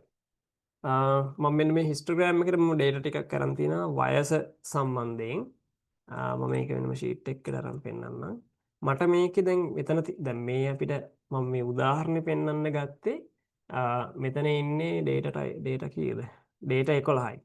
හැබැයි මේ වගේ ඩේටා 1000 ගණක් 10000 ගණක් තිබ්බහම දැන් මේක නිකන් මේ ඩේටා 10 බලලා අපිට ඩිසිෂන් එක හිතට මේක අපිට පේන හින්දා මේ ඩේටා පොඩ්ඩක් හින්දා. හැබැයි ගොඩක් තියෙද්දි එහෙම කරන්න බෑ අපිට ඇනලිටික්ස් වලට අනිවාර්යෙන් යන්න ඕනේ. ඒකයි වැදගත් වෙන්නේ ඇනලිටික්ස්. හැබැයි මේ එක්සැම්පල් එක පෙන්වන්න ඕනේ මම පොඩි ඩේටා ටිකක් අරන් දෙනවා. ඒතර මේ වගේ අපි හිස්ටෝග්‍රෑම් එකක් අඳින්න නම් දැන් මට හිස්ටෝග්‍රෑම් එකක් අඳින්න නිකන් හිතෙන්න බෑනේ. දැන් මම මේ ඩේටා ටික දැකපුවාම අපි හිතමුකෝ මම මොකක් හරි ක්ලාස් කරන එක්කෙනෙක් නම් අපේ ඇකඩමි එකේ එක්කෙනෙක් නම් ඇකඩමි එකේ ඇනලිටික්ස් කෙනෙක් නම් මම බලනවා හරි අපේ ක්ලාසස් වලට එන වයස් සීමාවල් කොයි වගේ අයද කියලා ඔන්න හොයන්න ඕනේ වෙනවා එක මේ එකක්. නැත්තම් මට දැනගන්න ඕනේ අවුරුදු 35යි 40යි අතර කොච්චරක් ඉන්නවද අපේ ක්ලාසස් වලට ඇවිල්ලා. එහෙම නිකන් කවුරුන් නැත්නම් කියන්න පුළුවන් ගට් ෆීල් එකට අපේ ක්ලාස් වලට හැමදාම ඉන්නේ අවුරුදු 35න් උඩ අය. 35න් පල්ලෙහාය එන්නෙම නැහැ. එතකොට කියන්න පුළුවන් ඉන්නේ නැහැ. පොඩ්ඩක් ඉන්න. අපි දාලා බලමු හිස්ටෝග්‍රෑම් එක මොන මොන ඒජ් කැටගරිස් වලද ඉන්නේ. ඔන්න එතකොට අපි දාලා. එතකොට මේක අපි data ටික highlight කරා. ඔයාලට පුළුවන් නම් මයත් එක්ක කරගෙන යන්න. එතකොට ඔයාලට hands on වැඩේ මේව කරලා තියෙන නම් කමක් නැහැ. අපි ඒත් අර කිව්වා වගේ මුණ ඉඳලායි දැකපු නැති අයත් ඉන්නවා නම් කරගෙන යන්න. නැත්නම් මේ රෙකෝඩින් එක බලලා හරි ඔයාලට වැඩේ කරන්න පුළුවන්. මේකේ මම data ටික highlight කරා. insert එකට ගියා. මෙන්න මෙතන තියෙනවා insert sorry මේක පල්ලෙහාට දාන්න. මෙතන තියෙනවා insert statistic chart කියලා. ඕක ක්ලික් කරන්න ඕනේ පළවෙනි drop down arrow එකක් තියෙනවා. ඒකේ පළවෙනි chart එක ක්ලික් කරනවා. හරි. ඔන්න ක්ලික් කරපු ගමන් මට මෙන්න මේ වගේ මෙන්න මේ වගේ table මේ chart එකක් ඇඳලා පෙන්නනවා. හැබැයි මේකේ මට දැන් data මෙයා default අඳින විදිහ තමයි මේ ඇඳපුවාම දැන් මට අර තිබුණ ප්‍රශ්නේ ඇවිල්ලා මේ අවුරුදු 35යි 40යි අතර කොච්චරක් එනවද අපේ classes වලට කියලා දැනගන්න එකනේ. සහ එතනින් පස්සේ එන්නේ නැති අය කවුද ඊට පස්සේ එන්නේ නැති age ranges මොනවද අපි එහෙනම් ඒ කට්ටියව attract කරන්නේ මොනවද මම දැන් නිකන් ගත්ත example එකක්. මොකද කරන්න පුළුවන් අපි marketing එකට දෙනවද ඒ කට්ටියව attract කරන්න මෙන්න මේ කට්ටියව අපිට absorb කරලා දෙන්න කියලා මොකක් හරි ඔන්න ප්‍රශ්නයක් එන්න එපා. ඒක නිසා එහෙම බලන්න දැන් මට මේක එහෙම මම දුන්නට මෙයා ඩිෆෝල්ට් මට හදලා දුන්නේ මේ වගේ එකක්. ඒක නිසා මට මේක මේ මම අර 35 40 නම් මගේ ગેප් එක ඒජ් රේන්ජ් එකේ ગેප් එක 5යිනේ. ඒක නිසා මෙතන දැන් එයා නිකන් 20 ගණන් වගේ ગેප් එකක් හදලා තියෙනවා 20ක් විතර වගේ. ඒක නිසා මම මේක ඔන්න මෙතන ඒජ් එක මේ තියෙන එක ක්ලික් කරලා highlight කරලා right click කරලා මෙතන format axis කියන එකට යන්න ඕනේ. හරි. ඔයාලට ටයිම් එක නැති වුණොත් මේ රෙකෝඩින් එක බලලා හරි කරන්න. හැබැයි සරලයි පොඩි ස්ටෙප්ස් ටිකක්. මේක රයිට් ක්ලික් කරලා අතර මෙන්න මේ වගේ Excel එකේම පොඩි දකුණත පැත්තේ වින්ඩෝ එකක් එනවා. ඒකේ මෙතන ඔටෝමැටික් කියන එක සිලෙක්ට් කරලා දෙන්න. එයා ගත්ත ඔටෝ එයාගේ ඩිෆෝල්ට් ෆන්ක්ෂන් එක. හැබැයි මම මේකේ bin width කියන එක සිලෙක්ට් කරනවා. එතකොට ඒකේ ටික් එක දාපුවම මෙතන මෙයා 18න් තමයි ગેප් එක හදලා දෙන්නේ. මට ඕනි 18න් නෙමෙයි මට ඕනි 5. ඒක නිසා මම මේ 18 අයින් කරලා 5 දානවා. දාලා ඕකේ කරනවා. එතකොට ඔන්න 5ට ગેප් එක හැදුණා. දැන් ඔන්න හිස්ටෝග්‍රෑම් එකක් තියෙනවා මට. මේකේ පේනවා මට දැන් ඔන්න 7 ඉඳලා 12 වෙනකන් එක්කෙනයි. 12 17. ඊට පස්සේ වැඩිපුරම අපේ ක්ලාසස් ඇවිල්ලා තියෙන්නේ මම නිකන් උදාහරණ ගත්තේ. 7 ඉඳලා ක්ලාසස් එන්නේ නැහැ අපේ. 22 ඉඳලා 27 වෙනකන් තමයි ක්ලාසස් ඇවිල්ලා තියෙන්නේ අපේ මේ ප්‍රෝග්‍රෑම්ස් වලට. මම අර කිව්ව ප්‍රශ්නෙට ඔන්න දැන් උත්තරයක් තියෙනවා. 32යි 37යි මම කිව්වේ 35යි 40යිනේ. 32යි 37යි අතර නෑ. 37යි 42යි අතර නෑ. මම මේක කලිමුත් ගත්තා. එතකොට මේ අයව අපි හොයන්න ඕනේ. දැන් ඇයි අපිට එහෙම මේ වගේ අයව ඇට්‍රැක්ට් කරන්න බැරි? 42යි 47යි අතරත් නෑ. ඒ කට්ටියව කොහොමද අපි ඇබ්සෝබ් කරන්නේ? ඔන්න එතකොට අපි බලනවා අපි මාකටිං ටීම් එකට දෙන ප්‍රශ්නයක් මේ ඩේටා ටික බලලා මේ ප්‍රශ්න highlight කරලා මෙන්න මේ age range එකේ අපේ classes වලට එන්නේ නැහැ බලන්න ඇයි හේතුව බලලා ඒ හේතුවට උත්තරේ හොයන්න ඔයාලගේ පැත්තෙන් අර එහෙම තමයි tool එක use කරන්නේ. හරි ඉතින් ඕක එක tool එකක්. සමහර විට අපි හරි විදිහට use කරනවා ඇති. සමහරට මේ tool එක ඇඳගත්තට interpret කරගන්නේ නැහැ හරියට. අර මොන කියන්නේ මේක හරියට මේ දිරවන භාෂාවට දාගන්න ඕනේ. ඒ කියන්නේ සමහරලාට අපි දැන් මාකටිං එකට කිව්වොත් මෙන්න මේ හිස්ටෝග්‍රෑම් එකක් ගහුවා බලලා මේකට උත්තරයක් දෙන්න කිව්වම වෙන්නේ නැහනේ. දැන් අපි තමයි දැනගන්න ඕනේ ඔපරේෂන්ස් ටීම් එක මම ඩේටා ටික බලපුවම අපේ මේ හිස්ටෝග්‍රෑම් කතාවක් කියන්නේ නැහැ මාකටිං එකට. අපි මාකටිං එකට කියන්නේ අපේ මේ ක්ලාසස් වලට එන්නේ නැහනේ 32යි 37යි 42යි 47යි අතර ඒජ් රේන්ජ් එකේ අයව. පොඩ්ඩක් බලලා ඒකට උත්තරයක් හොයන් එනවද කිව්වහම ඔන්න ඒ කට්ටිය වැඩ කරන්න පටන් ගන්නවා. එහෙම තමයි අපි ඉන්ටර්ප්‍රිට් කරන්න ඕනේ. නැතුව මේක සම්පූර්ණයෙන්ම අතාරලා දැම්මට මෙන්න අපි ගෙහුව හිස්ටෝග්‍රෑම් එකක් කිව්වට වෙන්නේ නැහැ. අර දැන් මේ වගේ ඩේටා එකක් දැකපුවාම නම් මේ තේරුම් ගන්න පුළුවන් කොමන් සෙන්ස් තියෙන හින්දා හැබැයි සමහර ඩේටා අපිට එහෙම නොකියවොත් ඉන්ටර්ප්‍රිට් නොකරොත් කියා ගන්න බෑ. ඒ වලට තව ඉස්සරහ ටූල්ස් ඉගෙන ගන්නදී තේරෙනවා. රයිට්. ඉතින් ඕක එක ටූල් එකක්. මම හිතනවා ඒක ක්ලියර් ඇති කියලා. Then back to my Excel 1 second.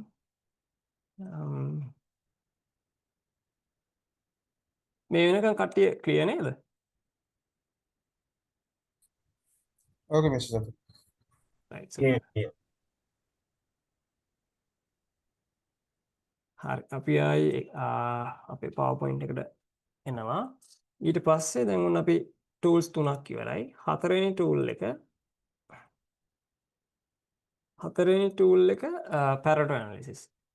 Pareto analysis එකේ මෙයාලා මේ Pareto කතාව ඔයාලා අහලා ඇති. මම පොඩ්ඩක් ආයෙ මතක් කරන්නම්.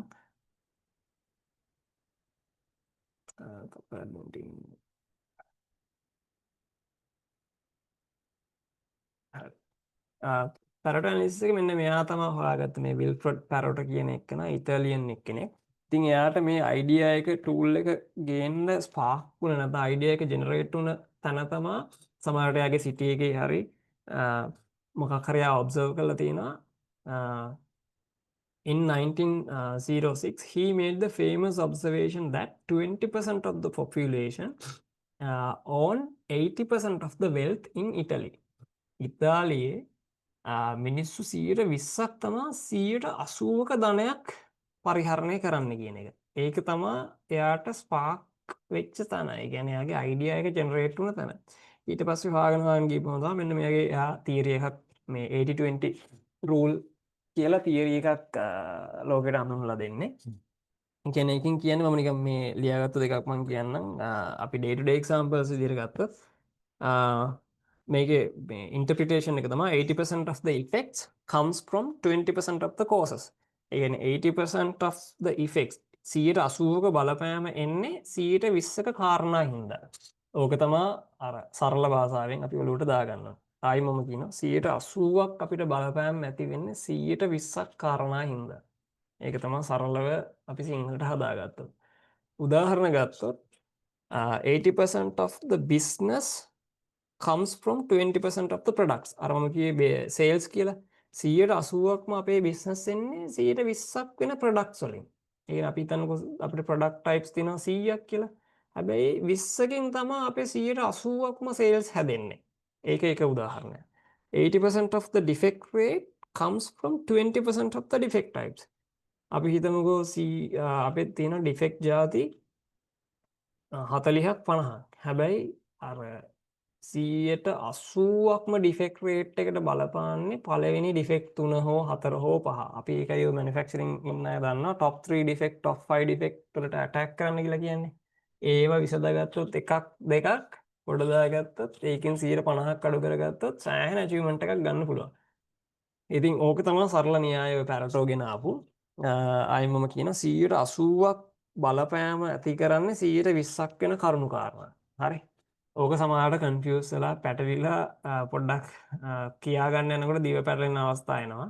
ඒක නිසා මේ ආයිම ඔලුවට දාගන්න එක. ඉතින් මේකෙදි අපි ඉගෙන ගන්නවාද මේ Pareto analysis එක කරන manual method එකයි සහ Excel වල ඔයාලට පොඩි template එකකුත් කියලා දෙනවා. තප්පර 5කින් ඔය වැඩේ කරගන්න පුළුවන්. මම ඉගෙන ගන්න කාලේ මේක මම ඉගෙන ගත්තේ ওই manual method එකට අතිමුත් ලියලා අතිමුත් ගණන් හදලා Excel එකෙමුත් අපි ගණන් හැදුවා. එතකොට ඔයාලත් එහෙම වෙන්නේ නැති. හැබැයි ඊට වඩා දැන් සරල ලේසි දේවල් තියෙනවා. ඉතින් ඒකට හේතුව මම අර කලින් කිව්වා වගේ මම ආයෙ මතක් කරන්නේ මේ ඇනලිටික්ස් කියන එක necessary තමයි. හැබැයි non value adding. එතකොට AI artificial intelligence ලෝකෙට එන්නත් හේතුව ඔය necessary වැඩේ හැබැයි non value adding ඒ දේවල් ටික replace කරන්න. එතකොට දැන් අර අපිට ටේබල් එක පෙන්නපුවාමනේ අපි ඊළඟ වැඩේ කරන්නේ ඇත්තටම අපි මේ අපේ මයින්ඩ් ටයිම් එක දාන්නේ මිනිස්සෙක් විදියට. හැබැයි ඊට කලින් ඒවා data. ඒවා නිකන් ඔය හදාගන්න පුළුවන්. ඉතින් AI ගොඩක් වෙලාවට replace කරන්න හදන්නේ ඔය non value adding functions. ඉතින් ඔය data analytics වලත් ඒකම දැන් වෙනවා. ඉතින් අපි ඒකේ පොඩි කැලලක් තමයි ඔය මේ දැන් කලින් කරපු Pareto analysis එකේ පොඩි AI එකක් තමයි ඔය දැන් හදලා තියෙන macro එකක් මේ Excel වල ඒක අපි බලමු කොහොමද කියලා. ඊට පස්සේ ඔය තව ඊට වඩා ගොඩක් දේවල් තියෙනවා. තව chat box එකකට වගේ chat මේ bot එකකට වගේ දුන්නොත් අපි AI chat bot එකකට මේ මට මෙන්න මේ ගණන් ටික හදලා දෙන්න මෙන්න මේක තමයි ඉලක්කම් ටික මෙන්න categories ටික කිව්වම එයා හදලා දෙනවා. වචනෙන් උනත් කියත හැකි. ඉතින් ඒ වගේ level එකකට යන්නේ ඒකයි. හරි. ඒතර Pareto එක හදනකොට Pareto එකේ වෙන්නේ මේ වගේ ටිකක්. steps 7ක් තියෙනවා. ඒ steps 7 මම කියන්නම් සහ ඒ steps 7 one by one මම colors උත් එක්ක highlight කරලා පෙන්නන්නම්. ඒකම අපි Excel එකෙත් කරනවා. හරි. පළවෙනි එක තමයි data table එකකට ගන්න එක. ඔන්න දැන් මම මෙතන අරන් තියන්නේ උදාහරණයක් හැටියට අපි හිතමු මේක ගරාජ් එකක් කියලා. ගරාජ් එකකට ආපු ප්‍රශ්න වාහන අපි හිතමු කාර් ගෙනල්ලා තිනවා ගරාජ් එකට අන්තිම මාසේ. ඒ අන්තිම මාසේ data ටික බලපුවාම මෙන්න මේ වගේ තමයි data ටික තියෙන්නේ. මොකද්ද මොන ඒරියා එකේද ප්‍රශ්න මේ ඇවිල්ලා තියෙන්නේ. අපි හිතමු බ්‍රේකින් වල සිස්ටම් එකේ ප්‍රශ්න 5ක් අන්තිම මාසේ ඇවිල්ලා තිනවා. ෆුවල් සිස්ටම් එකේ ප්‍රශ්න 55ක්. ස්ටියරින් එකේ ප්‍රශ්න 2ක්. ඔය වගේ ඔන්න තියෙනවා ඒ වගේ ප්‍රශ්න කැටගරිස් කීපයක් සහ කොච්චර ප්‍රශ්න ප්‍රමාණයක් ආවද කියන එක මේ ටේබල් එකේ. ඒක තමයි පළවෙනි ස්ටෙප් එක. දෙවෙනි ස්ටෙප් එක arrange the data in descending order largest to small. ඒ කියන්නේ මේ data ටික මේ ප්‍රශ්න කැටගරි ටික ලොකු එකේ ඉඳලා පොඩි එකට වෙනකම් මේ සකස ගන්න ඕනේ. ඒක තමයි දෙවෙනි ස්ටෙප් එක. ඊට තුන්වෙනි එක calculate the percentage of each data. මේ එකින් එක data වල percentage එක අපි හදා ගන්න ඕනේ. හතරවෙනි එක calculate the cumulative percentage of data. cumulative percentage එකත් ඒ data ටිකේම හදා ගන්න ඕනේ 4. 5 plot the graph problem area occurrence එකයි cumulative percentage එකයි අරගෙන graph එක අපි හදා ගන්නවා Pareto graph එක. අර මෙන්න මෙතන තිබුණ මේක තමයි Pareto chart එක මේක හදා ගන්නවා. ඊට පස්සේ draw the 80% line ඒක අපි manually අඳිනවා. ඊට පස්සේ මේ problem areas ටික අඳුන ගන්න. අපි කිව්ව අර 80%ක් කාරණා මේ ප්‍රශ්න වලට බලපාන 20%ක් වෙන හේතු කියලා. ඒතර අන්නේ මේ 80% කෑල්ල අපි ඒරියා එක අඳුන ගන්න 7 වෙනි ස්ටෙප් එකේ. ඉතින් ওই ටික තමයි ස්ටෙප් 7ක් තියෙනවා. ඕක මැනුවල් අතිමුත් හදලා තියලා ඉස්සර කොලවල ලියලා. ඒක අපි දැන් Excel එකේ හදලා ඊට පස්සේ ඒකේ Excel template එකත් use කරමු. හරි? මෙතන ඔන්න දැන් මම අර කියපු ස්ටෙප්ස් ටික one by one යනවා. Get all the data into a table. ඔන්න කළු පාට එක දැන් වෙලා තියෙන්නේ. හරි? data ටික ඔක්කොම අරන් තියෙන්නේ table එකකට. arrange the data in descending order. ඔන්න නිල් පාට එක descending. ඒ කියන්නේ අර data ටික දැන් ලොකු එකේ ඉඳලා පොඩි එකට අරගෙන තිනවා. මේකේ පෙන්නන්න දැන් මේ ලොකු එක මේ මැදනේ තිබුණේ මේ 62 කියන එක තමයි ලොකු. ඒක ඔන්න මැද තිබුණේ. දැන් මේකේ අපි ඒක උඩටම අරන් තිනවා. ඒක ලොකු එකේ ඉඳලා පොඩි එකට වෙනකම්. හරි ඒක තමයි දෙවෙනි ස්ටෙප් එක. තුන්වෙනි එක calculate the percentage of each data. මේකේ ඔන්න percentage එක මේ එකින් එක ඉස්සරහින් දාගෙන තියෙනවා. මෙතන ඔක්කොම එකතු 104යි මම ඒක Excel එකේ පෙන්නන්නම්. 62 බෙදීම 104 130යි. 55 බෙදීම 104 127යි. ඔන්න විදිහට percentage එක අරගෙන තියෙනවා. ඊට calculate the cumulative percentage of data. ඒක දැන් cumulative කිව්වම මේකයි දැන් මෙතෙන් ආපුවම තමයි cumulative වෙන්නේ. ඒ කියන්නේ data දෙකකට ආපුවමනේ cumulative උත්තරයක් එන්නේ. පළවෙනි එකේදී 130යි. දෙවෙනි එකට ආපුවම cumulative කියන්නේ මේ 130යි 127යි. එකතු 157යි. ඒ විදිහට ඔන්න cumulative එකක් තරම් තියෙනවා. ඔය හතරවෙනි ස්ටෙප් එක. පහ මේක type එකක් මොකක් හරි මෙතන. Plot the graph problem area occurrences versus cumulative percentage. ඕක අපි manually අඳිනවා. මෙන්න මෙහෙම මේ ටික අඳිනවා. cumulative percentage එක මේ පැත්තට දාගන්නවා. ඊට පස්සේ මෙන්න මේ cumulative percentage ටිකත් manually අඳගෙන යනවා. හරි. ওই විදිහට manually අපිට කොලයක අඳින්න පුළුවන්.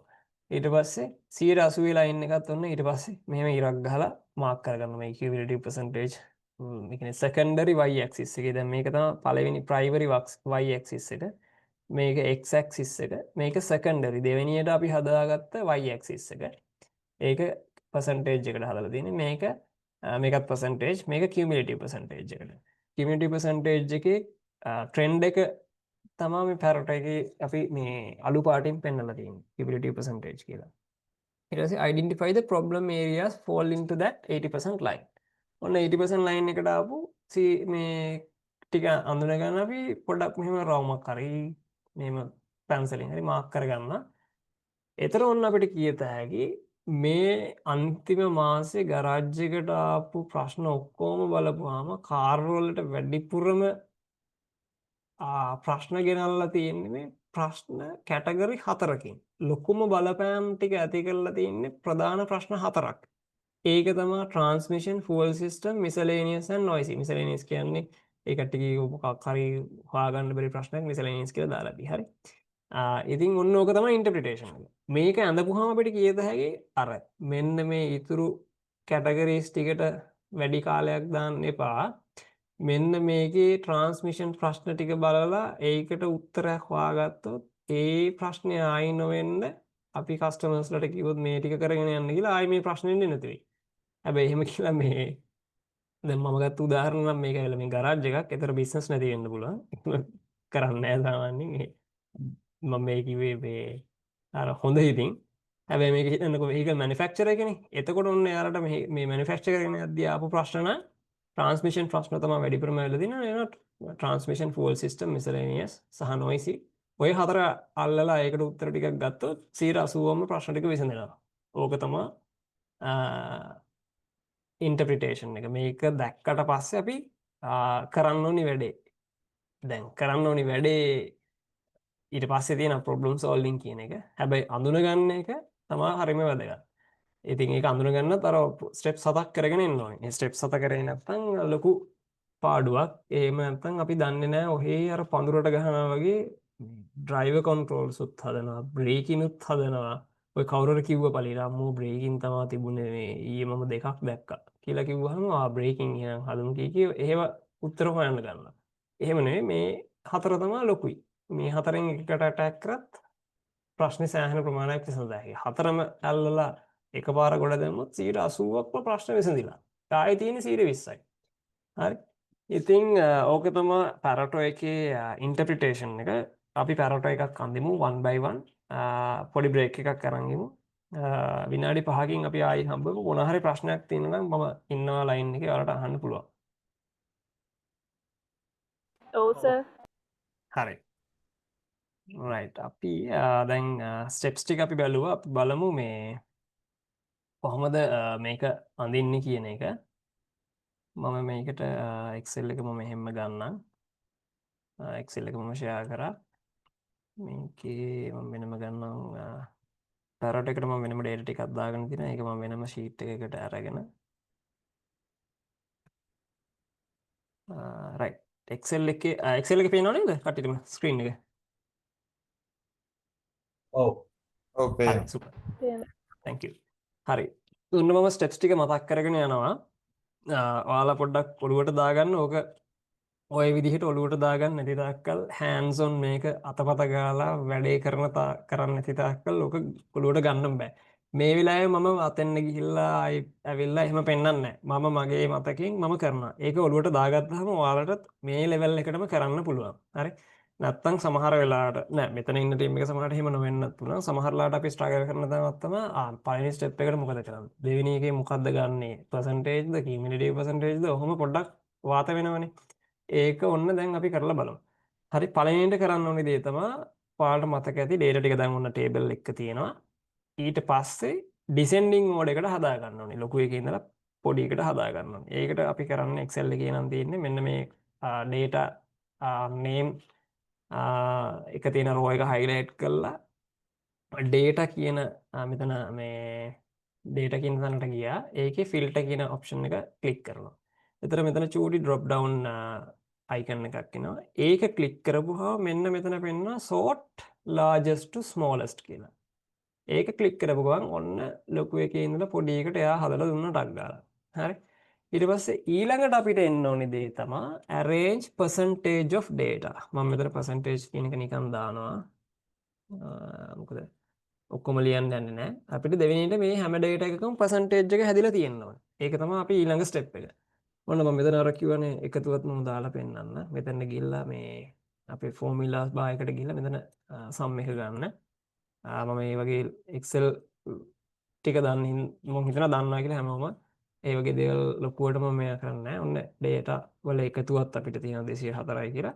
දැන් percentage එක හදන්න මෙහෙම equation එක ගැහුවා 62 බෙදීම 204. හරි. එතකොට මේ හැම එකක්ම percentage කියන මෝඩ් එකට අපි හදා ගන්නවා මේ data type එක. නැත්තම් කලින් තිබුණ numerical general numeric numbers විදියට. ඊට පස්සේ දැන් මේක අපිට කෙලින්ම Excel එකක දැන් මේක පොඩ්ඩයි නම් මෙහෙම ආයි type කරගෙන කොටාගෙන යන්න පුළුවන්. හැබැයි මේක පල්ලෙහාට drag කරලා දැම්මොත් මේ 204 කියන එක C15 වෙනි සෙල් එක මේක drag කරාට මේ C15 නෙවෙයි හැදෙන්නේ. ඒක නිසා මෙතනදී මේ ඔප්ෂන් එකක් තියෙනවා මෙන්න මේ ඩොලර් මාක් එක දාගන්න මේ C15 කියන එකට එතකොට C15 කියන එක හැම වෙලේම constant. එහෙම දාලා මේක ඇදපුවාම වැඩේ හරි. හරි. එහෙම නැත්නම් මම ඔන්න ඇදලා පෙන්නනවා. දැන් මෙතන වලට ඔන්න හරි data එක ඇවිල්ලා 30 27 12 11 හරි. මම අර ඩොලර් මාක් එක නැතුව හදලා පෙන්නනවා. ඔන්න හදලා පෙන්නපුවාම මෙයාගේ data error එකක් තමයි එන්නේ. මොකද මෙයා ගන්නේ C15 නෙමෙයි C16. ඊට පස්සේ C17, C18. මෙතනින් පල්ලෙහාට ෆෝමියුලා එක වැඩ කරන්නේ නැහැ. ඒක නිසා කරන්න ඕනි මෙයාව ෆික්ස් කරන එක. හරි. මේ සෙල් එක ෆික්ස් කරවලා මොකද 204 කියන එක වෙනස් වෙන්නේ නැහනේ. මේ අනිත් ඒවානේ වෙනස් වෙන්නේ. ඊට පස්සේ ඒක ෆික්ස් කරාට පස්සේ ඩ්‍රැග් කරා නම් හරි. හරි. මොන percentage එක එකතුවත් අපිට ගත හැකි 100%ක් එන්න ඕනි. හරියට ගාන හැදිලා නම් ඊට පස්සේ අපිට ගන්න තියෙන්නේ cumulative percentage එක කියන එක. හරි. ඔන්න ඒ ස්ටෙප් එකත් ඔළුවේ තියාගන්න cumulative percentage. ඒක ගන්නේ මේකේ නම් මම කලින් කිව්වා වගේ 130මයි. මේකේ 130 sorry 130 plus 127. මේක අපිට නිකම්ම ඩ්‍රැග් කරලා දාත හැකියි. මොකද ඒකේ data එක හැදෙන්නේ අර සෙල් එකක් පන්න තමයි. මොකද මේකට ගත්තේ මේකයි මේකයි. ඊළඟ එකට මේකයි මේකයි. ඒක නිසා ඔන්න 100 අන්තිම එකට හැදිලා තියෙනවා. හරි. එතකොට අපිට graph එක plot කරන්න ඕනි වෙන්නේ මේ problem එකයි occurrence එකයි cumulative percentage එකයි. ඔන්න මම දැන් problem occurrence සහ cumulative percentage කියන එක highlight කරගත්තා. ඒක කරන්නේ Excel චූටි වැඩක්. ඔන්න මේ දෙක highlight කරන්න පුළුවන් එක ළඟ තියෙන හින්දා ලේසියෙන්. ඊට පස්සේ control button එක press කරගෙන cumulative එක highlight කරන්න. ඊට පස්සේ මම යනවා insert කියන එකට. insert කියන එකට ගිහිල්ලා මෙන්න මේ තියෙන පළවෙනි chart type එක මෙතන. හරි. පළවෙනි chart type එකේ cursor එක තියන් හිටපුවාම insert column or bar chart කියලා එකක් එනවා. ඒක click කරා. ඒකේ 2D column එකේ පළවෙනියට මෙන්න chart එක. ඒක click කරන්න. right. ඒක click කරපුවාම ඔයාලට මෙන්න මෙතන පේන ඇති චූටි වලට දැන් මෙතන data type දෙකක් තියෙනවා. occurrence එකයි cumulative එකයි සහ categories ටිකයි. මෙතන මේ orange color එකකින් තියෙන එක ලොකුවට highlight වෙලා නැහැනේ. ඒක පේන්නේ නැහැනේ. ඒක නිසා මම ඒක මෙන්න මෙහෙම highlight කරගන්නවා click කරලා highlight කරලා right click කරලා මෙතෙන් යනවා change series chart type කියන එකට. එතකොට මෙන්න මේ වගේ window එකක් pop up වෙනවා. ඒකෙදි මෙන්න මේ පල්ලෙහා තියෙනවා මෙතන මේ cumulative percentage කියන එක orange එක secondary axis එකට අපිට දාගන්න ඕනේ. ඔයාලට මතක තියෙන Pareto එකේ cumulative percentage එක තිබුණේ y දෙවෙනි y axis එකේ. ඒක නිසා මේක තමයි secondary axis එකට එන්න ඕනේ කියලා මම ටික් කරනවා. ඒකලා okay කරනවා. right. ඔන්න එතකොට y axis එකට දැන් මෙහෙම එකක් ආවා. හැබැයි මේ y axis එකට මෙන්න මෙහෙම එකක් ආවා. data තව මේ bar chart එකකුත් ඇඳුනා ඒ orange එකේ. ඔයාලට මතක නම් මේ cumulative percentage එක කියන එක අර අතන example එකේ අලු පාටට තිබුණේ ඒක trend line එකකට තමයි තිබුණේ. එතකොට ඒක හදන්න මම මෙන්න මේ orange කියන bars ටික click කරලා right click කරලා මෙතන හදනවා format data series කියලා. ඒක click කරනවා. sorry වරදගත්තා. right click කරලා change series chart type කියන එක click කරනවා. sorry at trend line.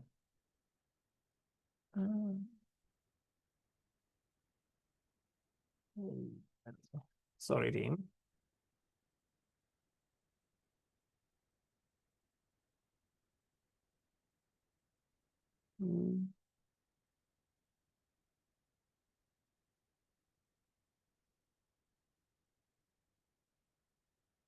sorry මම එක ස්ටෙප් එකක් මම පන්නලා යන්න ගියේ වරද්ද ගත්තා. මම මෙන්න මේක highlight කරලා මෙතන මේ insert එකට ආයිම යනවා. sorry මගේ වරද්දක් my bad. insert කියන එකට ගියපුවාම ආයි පෙන්නනවා මේ chart type එක වෙනස් කරන්න. ඒතර අපිට ඕනි අතර මේ chart type එක ඉරකින්නේ තනි ඉරකින් line එකක් වගේ trend line එකකට තමයි වැටෙන්න ඕනේ. එතකොට මේක highlight කරලා මම මෙතන මේ තියෙන trend line chart type කියන එක line chart කියන එක click කරලා මෙතන මේ සරලව තියෙන පළවෙනියටම 2D line කියන එක ගන්නවා. පළවෙනියටම තියෙන line එක. මේක click කරපුවම ඔන්න අපිට එනවා අර මේ Pareto analysis අපිට දැකපු example එකට ඕනේ line එක. හරි. ඔන්න දැන් පැරටෝ ලයින් එක ඇඳිලා තියෙන්නේ. ඊට පස්සේ ඊළඟ ස්ටෙප් එක තමයි අපි කියුමුලේටිව් පර්සන්ටේජ් එකේ 80% කියන එක මාක් කරගන්න එක. මේකෙදි මම නිකන් මේ පොඩි වැඩ ඉරක් ගහලා හරි ඔන්න 80% එක ඇඳගත්තා. හරි 80% එක ඇඳගෙන මේකට මොකක්ද පාටකුත් දාගෙන 80% එක ඇඳගත්තා. දැන් අපිට ඕනේ මේ 80% කැපෙන තැන දැන් හොයාගෙන තියෙන්නේ. 80% එකට කැපෙන කැටගරි ටික හොයාගන්න. ඔන්න මේක මම මෙහෙම ඇඳලා මම අර විදිහට පෙන්වන්න ඕන හින්දා මෙහෙම කරන්නේ. 80% වලට අදාළ ටික ඔන්න transmission, fuel system, miscellaneous and noisy. හරි. අර ටිකම ඔන්න අපි Excel එකේ මේ වැඩේ කරගත්තා. ඔය ස්ටෙප්ස් ටික මම අර පටලව ගත්ත තැන skip කරලා ඔයාලා මේ රෙකෝඩින් එක බලනවා නම් මට ඒක තමයි එක ස්ටෙප් එකක් මිස් වුණා.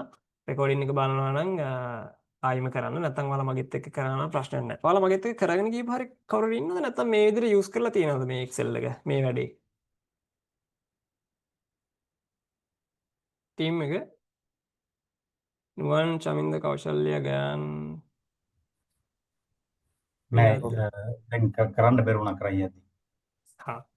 සමහරට ටයිම් එක අලුතෙන්ම නම් කරන්න මදින්න නැති අපි අනිත් කන්ටෙන්ට් එක කව කරන්න ඕනින්ද රෙකෝඩින් එක බලලා එහෙම නැත්නම් ආයෙ අපි කරමු try එකක් දාමු.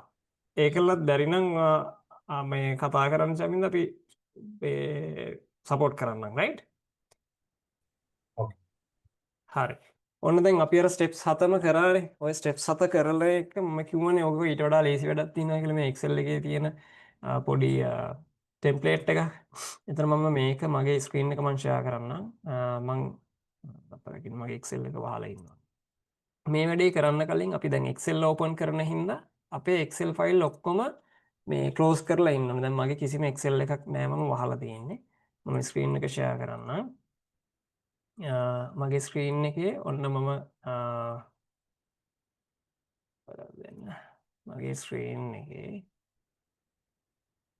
මම මෙතන සර්ච් මගේ වින්ඩෝ එකේ සර්ච් බාර් එකට ගිහලා මම Excel කියන එක ටයිප් කරනවා.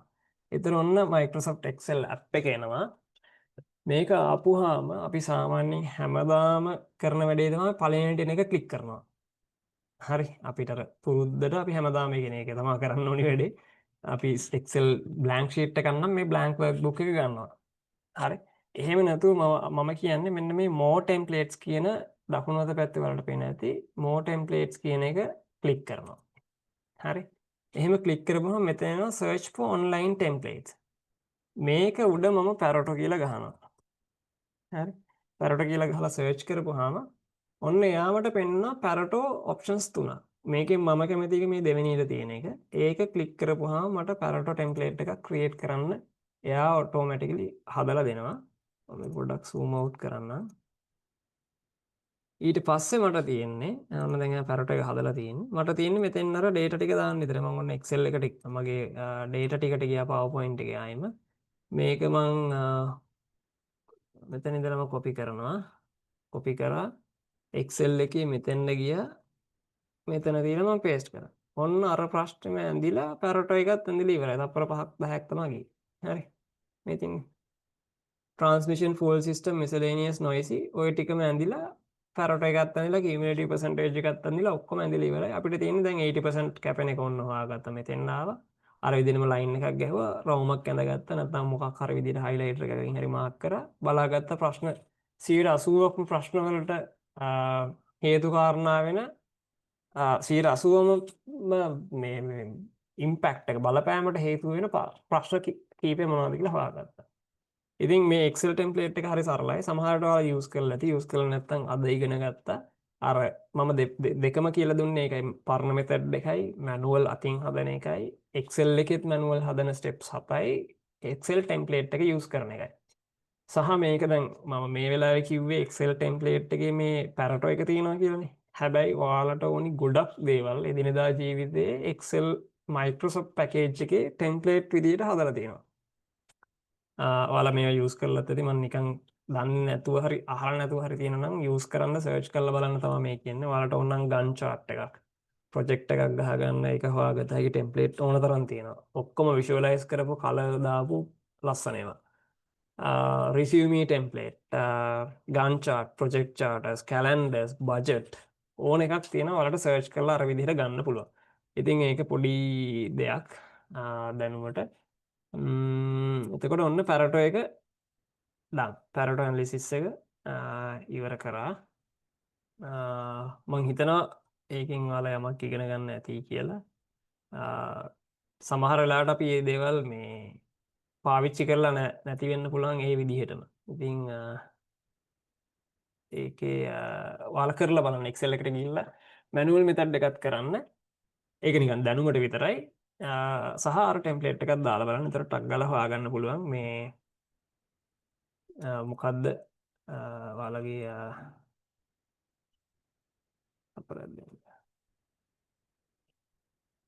ඔයාලගේ දැනුමට තව හොඳයි මේ කොහොමද මේක බිහේව් වෙන්නේ මේ කොහොමද ටූල් එක හැදෙන්නේ හැදිලා තියෙන්නේ සහ ඉන්ටර්ප්‍රිට් කරන්නේ කොහොමද කියන එක අපි දැන් දන්නවා. හරි.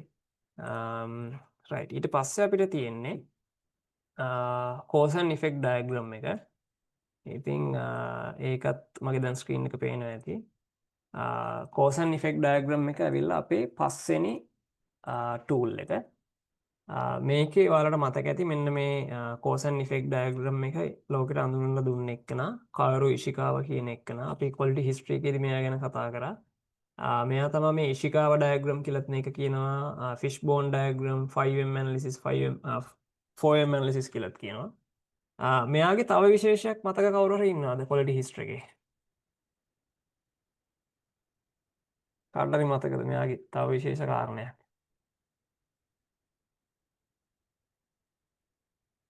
නැත්තම් කමක් නෑ කියලා කියන්න.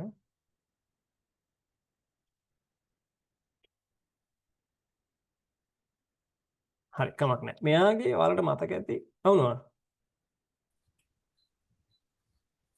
මතකට එන්නේ. රයිට් කමක් නෑ. අපි quality history එකේ කතා කරා මෙයා මේ quality engineer කෙනෙක් Toyota වල. ඒ කියන්නේ මෙයා මුල කාලේ එතකොට එයාගේ නම හින්දම තමයි මේකට මේ ඉෂිකාව ඩයග්‍රෑම් කියලා කියන්නේ. අපි කියන්නේ මේ මොකද්ද මාළු කටු සටහන කියලානේ කියන්නේ සිංහලෙන්. ඒතර මෙයා තමාර quality circle කියන concept එක ලෝකෙට අඳුන්වලා දුන්නේ. ඒක අන්තිම කාලේ වගේ. ඒ කියන්නේ එහෙම concept එකක් දැන් පොඩි thinking එකක්. හැබැයි ඒකෙන් සෑහෙන දෙයක් මේ ගොඩක් businesses දැන් කරනවා. quality circle එකකින් කරන්නේ යටම layer එකේ ඉන්න team membersලා එකතු වෙලා තමන්ගේ පොඩි ප්‍රශ්නයක් කරගෙන විසඳනවා. චූටි ප්‍රොජෙක්ට් එකක් වගේ. ඒකට ටයිම් එකක් හදලා දෙනවා. ඒක අර ඒ concept එක තමයි වැදගත්. ඒ විදිහට එයා ඒක ෆෝම් කරපු එක. තමන්ගේම ප්‍රශ්නයක් තමන්ගේම මේ දෙයක් කරගෙන විසඳනවා. නැත්නම් කවුරු හරි ඇවිල්ලා විසඳලා දෙනකන් ඉන්නේ නැතුව. රයිට්. ඉතින් ඒක මේ quality cycle concept එක ලෝකෙට අඳුනලා දුන්නේ මෙයා. ඉතින් මේකේ වැදගත්ම කාරණයක් මම මෙතන මතක් කරනවා මේක අපි මේ හිතන්නේ නැති ඒ දේ තමයි දැනගන්න ඕනේ. නැතුව දැන් ඔයාලා කිව්ව ගමන් ආපහු මේකේ මොනවද දැනගන්න තියෙන්නේ කියලා හිතෙයි. එහෙම නෙමෙයි මේකෙත් අපි දැන් අපි කතා කරන්නේ මේ ප්‍රශ්න විසඳන්න තියෙන ප්‍රශ්න highlight කරන tools නෙමෙයි. ඒතර ප්‍රශ්න highlight කරන tools හරියට මේ cause and effect diagram එකේ use කරගන්න ඕනේ. ඒකට අපි බලමු පොඩ්ඩක් මොකද්ද මෙතන තියෙන්නේ කියලා. දැන් මේ මාළු කටු සටහනේ නැත්නම් ඉෂිකාව diagram එකේ මේක මේ මම මෙතන ඉංග්‍රීසි වලින්ම දාලා තියෙන එකයි identifying problem and problem breakdown is key and important. ඒ කියන්නේ problem එක කඩන තරමට තමයි මේකේ වැදගත්කම තියෙන්නේ. problem එක නිකන් vague. ඒ කියන්නේ හිතන්නකෝ අපි නිකන් කියනවා ලංකාව දියුණු වෙන්නේ නැහැ කියලා. නිකන් අර උදාහරණයකට ගත්තොත් ලංකාව දියුණු වෙන්නේ නැහැ කිව්වම එනේ vague නේ. ඒක දියුණු වෙන්නේ නැත්තේ කොහෙද? කොතනද? මොකක්ින්දද? මොන ආයතන පද්ධතියේද ප්‍රශ්න තියෙන්නේ? නැත්තම් මොන ඉන්ඩස්ට්‍රී එකද අවුල්? එහෙම නැති වුනහම ලංකාව දියුණු වෙන්නේ නැහැ කියලා හරියන්නේ නැහැ. එතකොට අර ප්‍රශ්නේ කඩාගෙන ගිහලා බලන්න ඕනේ. මෙන්න මේක දියුණු වෙන්නේ නැහැ. මේක දියුණු වෙන්නේ නැති ඉඳ ලංකාව දියුණු වෙන්නේ නැති එකට බලපානවා. මේ බිස්නස් මේ නැත්නම් මේ ආයතන පද්ධතියේ පාඩු හින්දා දියුණු වෙන්නේ නැහැ. ඔන්න කඩා ගන්න. අර ඒක නිසා මේ මාළුවගේ ඔළුවට හැම වෙලෙම දාන්නේ ප්‍රශ්නේ.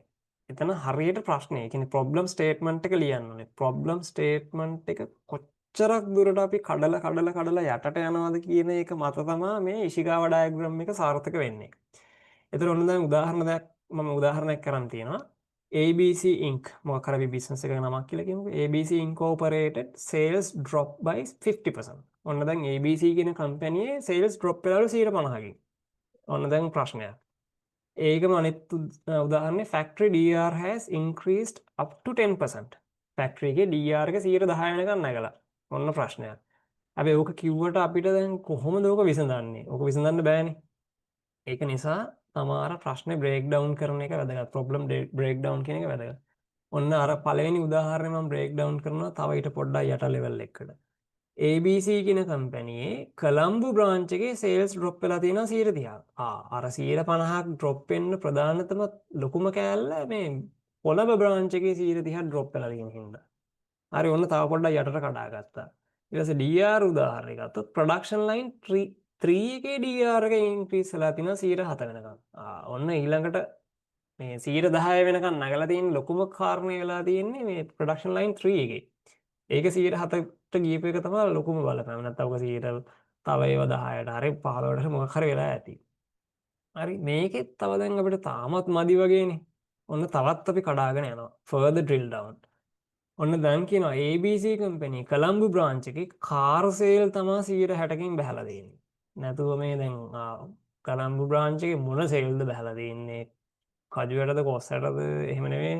කාරුත් තියෙනවා වෑනුත් තියෙනවා කැබ්සුත් තියෙනවා හරි කාර් වල තමයි ප්‍රශ්නේ කැබ් වෑන් අවුලක් නැහැ සේල් හොඳට යනවා ඔන්න එතකොට දැන් ප්‍රශ්නේ ලේසි අර ABC කම්පැනි සේල්ස් 150කින් ඩ්‍රොප් වෙනවා කියනට වඩා හොඳයිනේ ප්‍රශ්නේ අර ඔළුව වගේ මාළු වගේ ඔළුව කට්ටට දාන අපි ABC කම්පැනි කොළඹ බ්‍රාන්ච් එකේ කාර් සේල්ස් වල තමයි 160ක් බහලා තියෙන්නේ එහෙනම් අපි බලමු මොනවද හේතු කියලා ඔන්න දැන් ටිකක් ලේසි වුණා හරි එතකොට ඒක තමයි හරිම අප්‍රෝච් එක. ඊට පස්සේ ප්‍රොඩක්ෂන් ලයින් 3 එකේ XYZ ඔපරේෂන් එකේ ප්‍රොඩක්ෂන් ලයින් 3 එකේ මෙන්න මේ ඔපරේෂන් එකේ DR එක තමයි වැඩි වෙලා තියෙන්නේ 150කින්.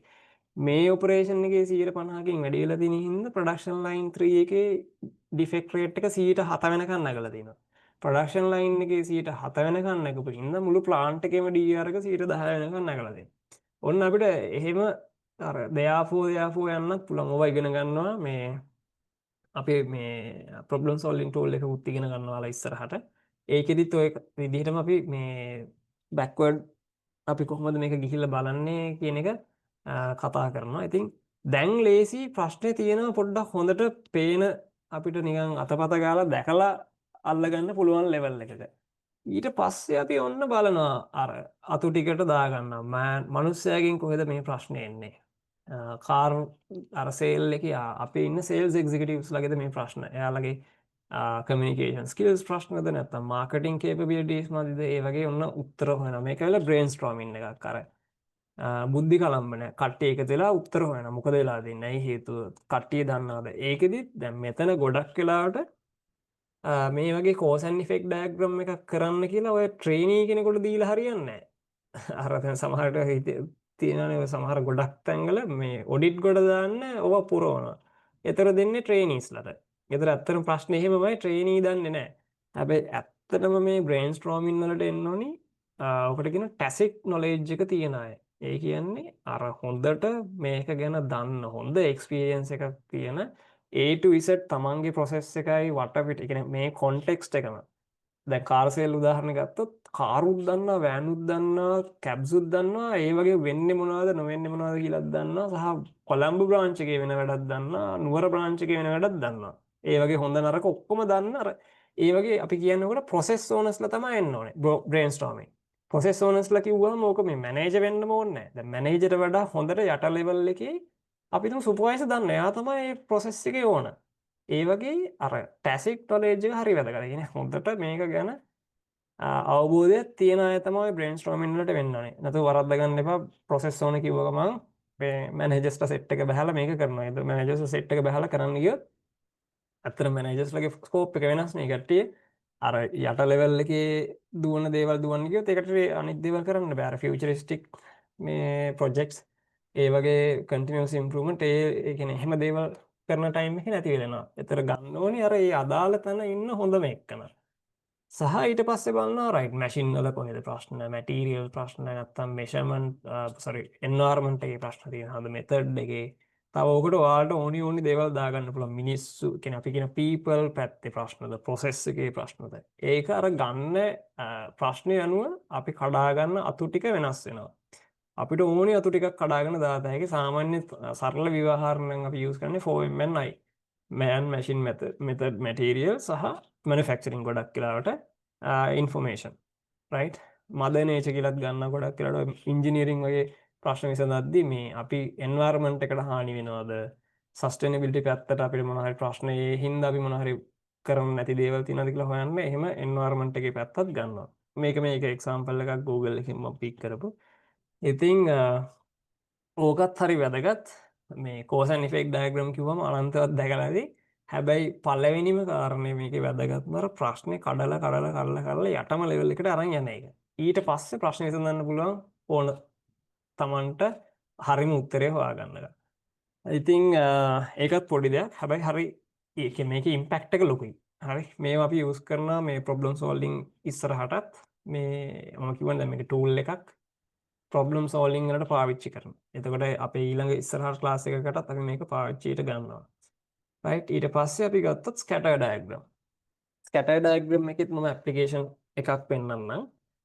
scatter diagram එක අපේ 6 වෙනි tool එක. ඉතින් මේක පාවිච්චි කරන්නේ අපි variables දෙකක relationship එකක් කොහොමද behave වෙන්නේ කියලා බලන්න. ඒ කියන්නේ අපිට vary වෙන data දෙකක් තියෙනවා නම් ඒ vary වෙන data දෙක එක data එකක් vary වෙනකොට අනිත් data එක කොහොමද වෙනස් වෙන්නේ? අනිත් data එක වෙනස් වෙනකොට මේ data එකට මොකද වෙන්නේ? ඒ වගේ එකකට තමයි comparison එකකට තමයි අපි මේ scatter diagram එක use කරන්නේ. මේකේ දැන් මෙන්න මේ වගේ තමයි scatter diagram එකක්. මෙතන උදාහරණයක් දාලා තියෙනවා temperature එකයි sales කියන එකයි. ඒතර ඔන්න දැන් මේ දැන් temperature එක 12 දී sales 200යි dollars. temperature එක 14 දී sales ඒත් නිකන් 220යි. temperature එක 26 දී sales 600යි. ඔන්නෝම නිකන් numbers ටිකක් plot වෙලානේ තියෙන්නේ. ඒකලා ඉරක් ඇඳලා තියෙනවා. අපි මේ අඳින විදිහත් ඉගෙන ගමු. මේකේ මේ scatter diagram වර්ග තුනක් තියෙනවා. මේ වර්ග තුන මොනවද කියන එක අපි ඉගෙන ගමු. පළවෙනි එක positive correlation, දෙවෙනි එක negative correlation, තුන්වෙනි එක no correlation. no correlation කියන එක lazy කියන කිසිම සහසම්බන්ධයක් නැහැ. ඒක ඇතර පැත්තකට දාලා නැහැ data ඔහේ plot වෙනවා. අපිට මේ කෙනෙක් සම්බන්ධයක් හොයාගන්න විදිහක් නැහැ. ඒ වගේ ඒවා අවස්ථා තියෙන්න පුළුවන්. ඊට පස්සේ පළවෙනි එක ගත්තොත් මේ positive correlation කියන එක මම නිකන් උදාහරණ දෙකක් දෙන්නම්. හිතන්නකෝ දැන් අපි අයිස්ක්‍රීම් බිස්නස් එකක් කියලා හිතන්නකෝ. අයිස්ක්‍රීම් විකුණන වෙළෙන්දෙක් නම් එයාට දැන් ටෙම්පරේචර් එක ගත්තොත් අපි මේ අයිස්ක්‍රීම් ටෙම්පරේචර් එකයි සේල්ස් උයි ගත්තොත් එයා දෙසැම්බර් දැන් අපි ওই සීත රටවල් ගත්තොත් ඉතින් එයා දෙසැම්බර් මාසේ අයිස්ක්‍රීම් එයාගේ සේල්ස් අඩුයි. මොකද දෙසැම්බර් කියන්නේ හරි සීතලයි වින්ටර්. ඔක්තෝබර් නොවැම්බර් ඉඳලම පෙබරවාරි මාර්තු වෙනකම්ම අයිස්ක්‍රීම් සේල්ස් අඩුයි. ප්‍රොඩක්ෂන් කරන්නෙත් නැහැ. ඉතින් මිනිස්සු කන්නේ නැහැ. කියන්නේ එළියේ සීතලෙත් ඉඳලා ගෙදරත් ආවිලා අයිස් කන්නේ නැහනේ. ඒතර ඔන්න ටෙම්පරේචර් එක අඩු වෙනකොට සේල්ස් අඩු වෙනවා. අයිස්ක්‍රීම් බිස්නස් එක අපි සලකලා බලුවොත්. ඒ කියන්නේ ඒක පොසිටිව් කෝරිලේෂන් එකක්. හරි? ඒ කියන්නේ ටෙම්පරේචර් එක අඩු වීගෙන යනවා සේල්ස් උත් අඩු වීගෙන යනවා. ඒතර අඩු වෙනවා දෙපැත්තම අඩු වෙනවා. ඒතර පොසිටිව්. හරි? තව අපි ගත්තොත් තව උදාහරණයක් අයිස්ක්‍රීම් ටෙම්පරේචර් එක වැඩි වෙනවා. ඒ කියන්නේ ඔන්න සමයකට එනවා. දැන් අප්‍රේල් වලින් පස්සේ මැයි ජූනි ජූලි අගෝස්තු සමර් එන රස්නේ දාඩිය දානවා දවල්ට රස්නේ AC ඕනේ මිනිස්සුන්ට ගේ ඇතුලේ ඉන්න. එළියට ගිහිල්ලා ආපුවාම ඔන්න මිනිස්සු අයිස්ක්‍රීම් කන්න යනවා එළියේ එහෙම. ඒතර ටෙම්පරේචර් එක වැඩි වෙන ඔන්න සමයකේ ඔන්න සේල්ස් උත් වැඩි වෙනවා. මොකද මිනිස්සු රස්නේදී අයිස්ක්‍රීම් කනවා. එතකොට ඒකත් පොසිටිව්. ටෙම්පරේචර් එක වැඩි වෙනවා අයිස්ක්‍රීම් උත් සේල්ස් වැඩියෙන් සෙල් වෙනවා. ඒකත් පොසිටිව්. අනිත් එක්සාම්පල් එක නෙගටිව් කෝරිලේෂන් එකට මම තව එකක් කියන්න. එකම උදාහරණ ටෙම්පරේචර් එකයි කොෆී ගමු. දැන් අපි ඉස්සෙල්ලා කතා කරේ අයිස්, දැන් අපි ගන්නවා කොෆී. එතකොට සීත කාලෙදී මිනිස්සුන්ට සීත නැති කරගන්න උණුසුම් වෙන්න ඕනේ. ඒතර ඔන්න කොෆී උණුසුම් පානයක්. ඒතර ටෙම්පරේචර් එක අඩු වීගෙන යනකොට කොෆී බිස්නස් එක වැඩි වෙනවා. ඒ කියන්නේ වින්ටර් කාලෙ වෙද්දී හැම කොෆී කඩේකම කොෆි ෂොප් එකකම පෝලිං. හරි? එතකොට ටෙම්පරේචර් එක අඩු වෙනවා. කොෆී බිස්නස් එක සේල්ස් වැඩි වෙනවා. ඔන්න නෙගටිව්. අර එකක් අඩු වෙනවා අනිත් එක වැඩි වෙනවා. ওই වගේම තමයි සමයකට එද්දී කොෆී දැන් සමයකදී රස්නේ තියෙද්දී ආයි මේ ගිනිමත් දාන්නේ උණුවෙන් බොන්නේ නැහැ. එතකොට ඔන්න රස්නේ කියන ටෙම්පරේචර් එක වැඩි වෙනවා කොෆී බිස්නස් එක අඩු වෙනවා. එතකොට ආයි නෙගටිව් එක. ඒ කියන්නේ අනිත් පැත්තට යන්නේ. හරි. ඒ වගේ ඔන්න ඒක අපිට නිකන් ඩේ ටු ඩේ දකින්න උදාහරණ. ඒ වගේ data අපි දැකලා නිකන් ප්ලොට් කරලා බලපුවාම ওই විදිහටම පේ. දැන් මේක ඇවිල්ලා අයිස්ක්‍රීම් බිස්නස් එකක් වගේ තමයි. ටෙම්පරේචර් එක වැඩි වෙනකොට මේ අයිස්ක්‍රීම් සේල්ස් වැඩි වෙලා. මේ $12 කාලා තියෙන්නේ $200ක විතර. 26ට වගේ වෙද්දි $600ක විතර අයිස්ක්‍රීම් මෙයාගේ විකිනිලා. හරි. ওই විදිහම වෙන්න පුළුවන් අනිත් පැත්තට ටෙම්පරේචර් එක අඩු වීගෙන යද්දි. ටෙම්පරේචර් එක අඩු වීගෙන යද්දි සේල්ස් $700 විතර නගිනවා. මේ ටෙම්පරේචර් එක 10 තියෙද්දි කොෆි. ටෙම්පරේචර් එක 26 තියෙද්දි ඔන්න කොෆි $100ක විතර වගේ බිස්නස් එකක්. හරි. ඔන්න එතන පොසිටිව් සහ නෙගටිව් කෝරිලේෂන් කියන එක ওই විදිහට අපිට මේ ඉන්ටර්ප්‍රිට් කරන්න පුළුවන්. මේකෙත් ඉන්ටර්ප්‍රිටේෂන් මම අපේ මැනුෆැක්චරින් සහ සේල් මේ සර්විස් එකට අදාළ වෙනම තව මේවා දෙකක් දෙන්නම්. සහ මේක ඔයාලා මෙතන ඉන්න ගොඩක් අය මැනුෆැක්චරින් හින්දා ගිහිල්ලා බලන්න මේ කතාව ඇත්තද කියලා. මේකත් එක ඒ කියන්නේ ආස්ක් එකක්. මේ අසයින්මන්ට් එකත් මොකද මස්ට් එකක් නෙමෙයි. හැබැයි මේවා කරලා බලපුවාම තේරෙයි ඇත්තම මෙහෙම දේවල් වෙනවද කියලා. මේකට මම පොදු උදාහරණ කීපයකට කියන්නම්. දැන් මෙතන මම දාලා තින්නේ මේ efficiency එකත් එක්ක DR එක defect rate එක කොහොමද අඩු වෙනවද වැඩි වෙනවද කියලා. දැන් එකක් ගොඩක් දැන් අපි නිකන් මතයක් තියෙනවා efficiency වැඩි වුණ ගමන් defect rate එක වැඩි වෙනවා කියලා. ඒ කියන්නේ හිතනවා මේ efficiency නැගපුව ගමන් ළමයි නැත්නම් operators ලා team members ලා අර quality එක ගැන වැඩි හිතන්නේ නැහැ. මොකද efficiency achieve කරන්න එපා. දැන් efficiency up කරනවා කියලා තියෙන. ඒක නිසා ඔහේ තමන්ගේ operations කරගෙන යනවා. ඒක මොකක් හරි sector එකක මේ මොන හරි rubber ඊට පස්සේ apparel plastic ඕන තැනක human oriented නම්. හැබැයි මැෂින් වලින් නම් දුවන්නේ එහෙම ප්‍රශ්නයක් නැහැ. මැෂින් එකේ capability එක capacity එකටයි අදාළ යන්න පුළුවන් maximum එකට එයා defect create කරන්නේ නැති production එකක් දෙනවා නම් එයාගේ peak එකටම හදත හැකියි. ඒතර efficiency වැඩි වුණා කියලා defect වැඩි වෙන්නේ නැහැ. මැෂින් එකේ capacity එකටයි capability එකටයි අනුව set කරනවා. ඊට වඩා ගියොත් ඉතින් වැඩි වෙන්න පුළුවන්. මැෂින් එක malfunction වෙලා ඒකේ වනම් වෙන breakdown ඇවිල්ලා. එහෙම නැතුව මිනිස්සුත් එක්ක දුවන තැනකදී ගොඩක් වෙලාවට මේක තියෙන quality මේ team එකේ දැන් මොකක්ද quality හිටපු හින්දා මම මේ කියන්නේ quality අපි හිතනවා මේ efficiency වැඩි වුණ ගමන් defect rate එක වැඩි වෙයි කියලා. හරි. එතකොට ඒක ඇත්තටම අපි නිකන් facts නැතුව නිකන් අපි gut feel එකට කියන එකක්. කවුරු හරි කියලා අහලා නිකන් අර ඔළුවේ ඉන්නව නෙගටිව්ම දෙන්නේ නැහැ efficiency වැඩි කරන්න කියලා. එහෙම ඕනේ නැහැ. ඒක ප්‍රූව් කරන්න පුළුවන් නම් හරි. අපි කියමු රයිට් එහෙනම් අපි quality නම් උදාහරණයක් quality කියලා නිකන් හිතමුකෝ. නැත්තම් quality නුනොත් මේ වැඩේ කරත හැකියි. දැන් මම production නම් production manager මම කියත හැකි රයිට්. quality මේ quality manager කියනවා නම් නෑ efficiency වැඩි කරන්න දෙන්නේ නැහැ defect rate එක වැඩි වෙනවා. මම challenge කරනවා නෑ. අපි model එකක් කරලා බලමු. මේක මේ අපේ sales වලටවත් plant එකේ KPI වලටවත් අදාළ වෙන්නේ නැහැ. මාසයක් අපි දුවනවා මේ model එක. efficiency එක gradually increase කරගෙන යනවා. ඔයා defect rate එක මනලා බලමු. ඒකත් මම production එක න challenge කරන්නට බෑ කියන අයට. එතන මම කියනවා ඔයා මට data ටික ගෙනත් දෙන්න. ඔන්න එතකොට ගෙනත් දෙනවා. එතකොට quality එකන කිව්ව කතාව ඇත්ත නම් data ටික එහෙම ඇත්ත වෙන්න පුළුවන්. ඔන්න efficiency වැඩි වෙනකොට ඇත්තටම කට්ටිය අර rhythm එක පොඩ්ඩක් පැනලා production එක achieve කරන්න ඕන හින්දා වැඩිපුර defect create වෙනවා. අතර production එකෙන් end line එකට production defect ගොඩාක් යනවා. එතකොට මම data ටික plot කරලා ගෙන මම production එක න challenge කරපුවම මම quality එක නම් මම smart නම් මම scatter diagram එකක් ගහලා ගෙනත් පෙන්නන මෙන්න efficiency මෙන්න defect rate මේක හරියන්නේ නැහැ. efficiency වැඩි වෙනකොට defect rate එක වැඩි වෙනවා. ඒතර මේකෙදි මේ positive වුණත් මේක හොඳ නැහැ. මේ correlation එක positive ආ. ඒ කියන්නේ efficiency වැඩි වෙනවා defect rate එකත් වැඩි වෙනවා. මේ correlation එක positive අර මේකේ වචනේ positive හැබැයි ඇත්තම හොඳ නැහැ. මේක defect වැඩි වෙන්න බෑනේ efficiency වැඩි වෙනකොට. right ඉතින් එතකොට වැරදි. ඒතර මම quality එක්කනට challenge කරපුවම quality manager smart enough නම් මම scatter diagram එකක් ගහලා පෙන්නන right. ඔයා කිව්ව එකට මෙන්න මම දාපුවාම data ටික හේතුව මේකයි මම වැඩි කරන්න දෙන්නේ නැහැ කියන්න කියපු. ඒකේ අනිත් පැත්ත වෙන්න පුළුවන්.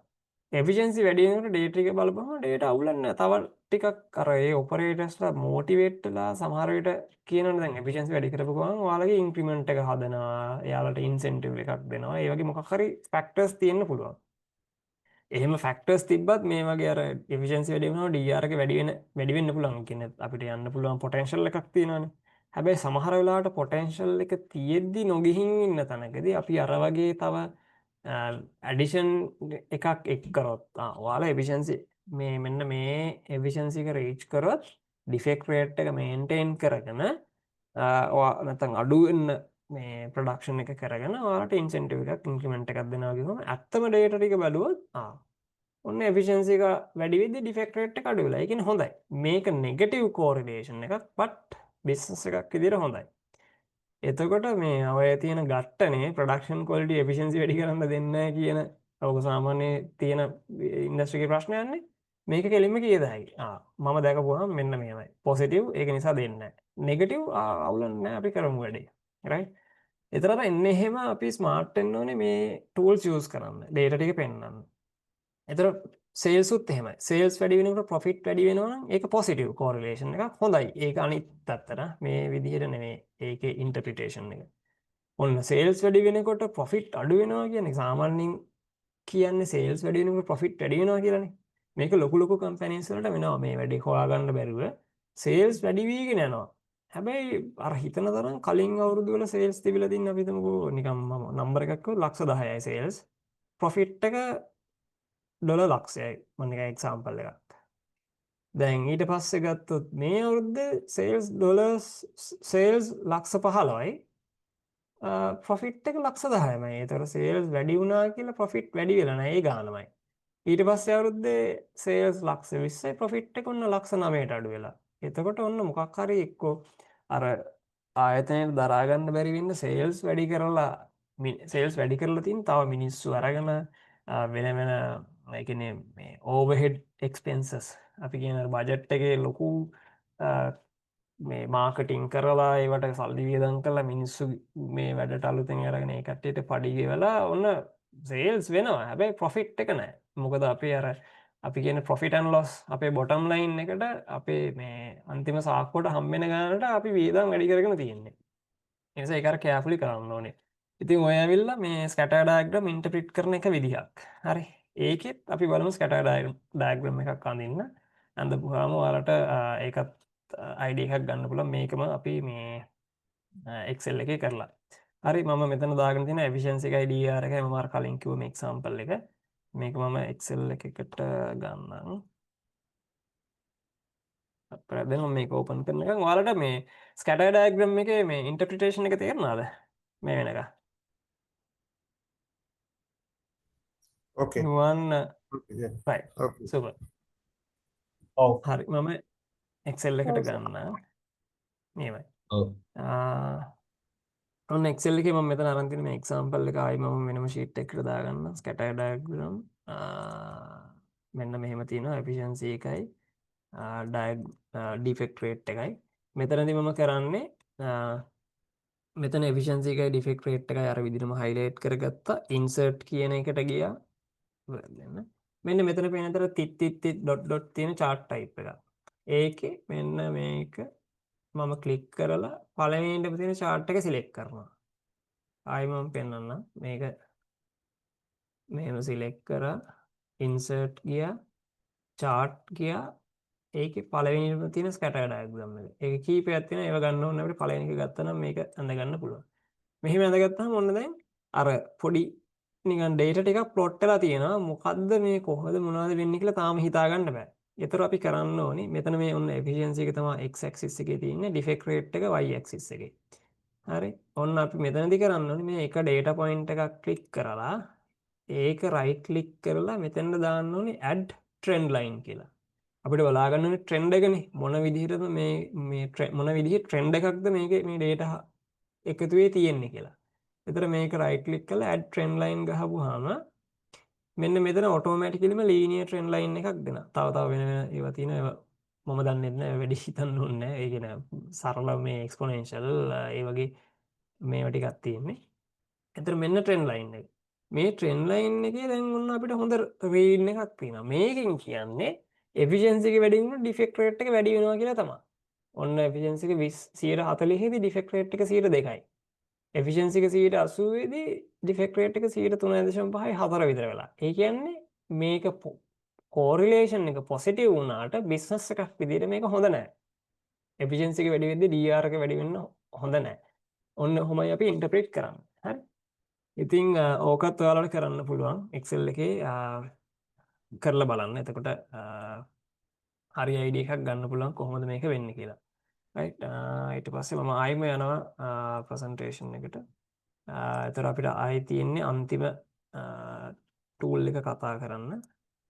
ඒකත් මම දන්නවා ඒකේ මම වැදගත් කරුණු කීපයක් කියලා දෙනවා මේ අපි අහපු නැති හරියට ඉන්ටර්ප්‍රිට් කරගන්න බැරි වෙච්ච මේ අපි ඉගෙන ගන්න කාලේ ඒ ඇවිල්ලා මේ control chart මේක නම් ගොඩක් මෙතන ඉන්න අනිවාර්යෙන් දන්නවා මට කවුරු හරි කියන්න පුළුවන්ද මේ වගේ එකක් අපි එදිනදා ජීවිතේ දකින්නේ කොහෙද කියලා කොයි වගේ මේ අවස්ථාවකද දැකලා තියෙන්නේ අපේ සාමාන්‍ය ජීවිතේ ස්කෑනර් එක ස්කෑනර් එක yes ඒවයි මේ මොනවාද අපි කියන්නේ ECG නේද heart beat heart rate එක හાર્ඩ් බීට් heart beat එකනේ ඒතර ටයිම් එකත් එක්ක ටයිම් එක මේ පැත්තට යනවා අර heart එක කොහොමද beat වෙන්නේ කියන එක plot කරගෙන යනවා යා. ඒතර ඒක මේ අපි නිකන් day to day දකින්න මේ වගේ control chart එකක්. ඒතර ඒකේ අර මේ control එක පැනපුවම beat එක නැති වෙලා ඒතර මේ හදවතේ ස්පන්දනය නැතිලා මනුස්සයා නැති වෙන්නේ. ඒතර අර control limit එක පැනපුවාම ඒක වෙනවා. ඒතර මේ control chart වල ඒ වචනේම තියෙනවා මේ control කියන එකක් තමයි මේ control වෙන limits තමයි මේකේ බලන්නේ. ඔව් ගන්න. clear මේ සතුරු. alright super. ඒතර දැන් මේකේ තියෙනවා මේ මොකද අපි මේකේ average එකක් තියෙනවා. ඊට අමතරව upper control limit කියලා තියෙනවා. lower control limit කියලා තියෙනවා. සහ මේ plot වෙන points උත් තියෙනවා. හරි. ඒතර මේක ගොඩක් වෙලාවට time එකත් එක්ක තමයි ඇඳෙන්නේ. දැන් උන upper සහ lower control limit කියන එක අපි මේ වචන මේකේ පොඩි acronym එකක් තියෙනවා. lower control limit කියන්නේ LCL, upper control limit කියලා කියන්නේ UCL.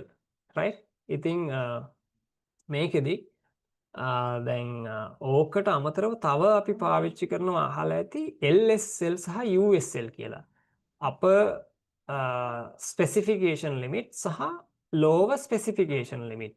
එතකොට මේ ඔයාලා හිතන විදිහට මම නිකන් දෙන්නම් උදාහරණයක්.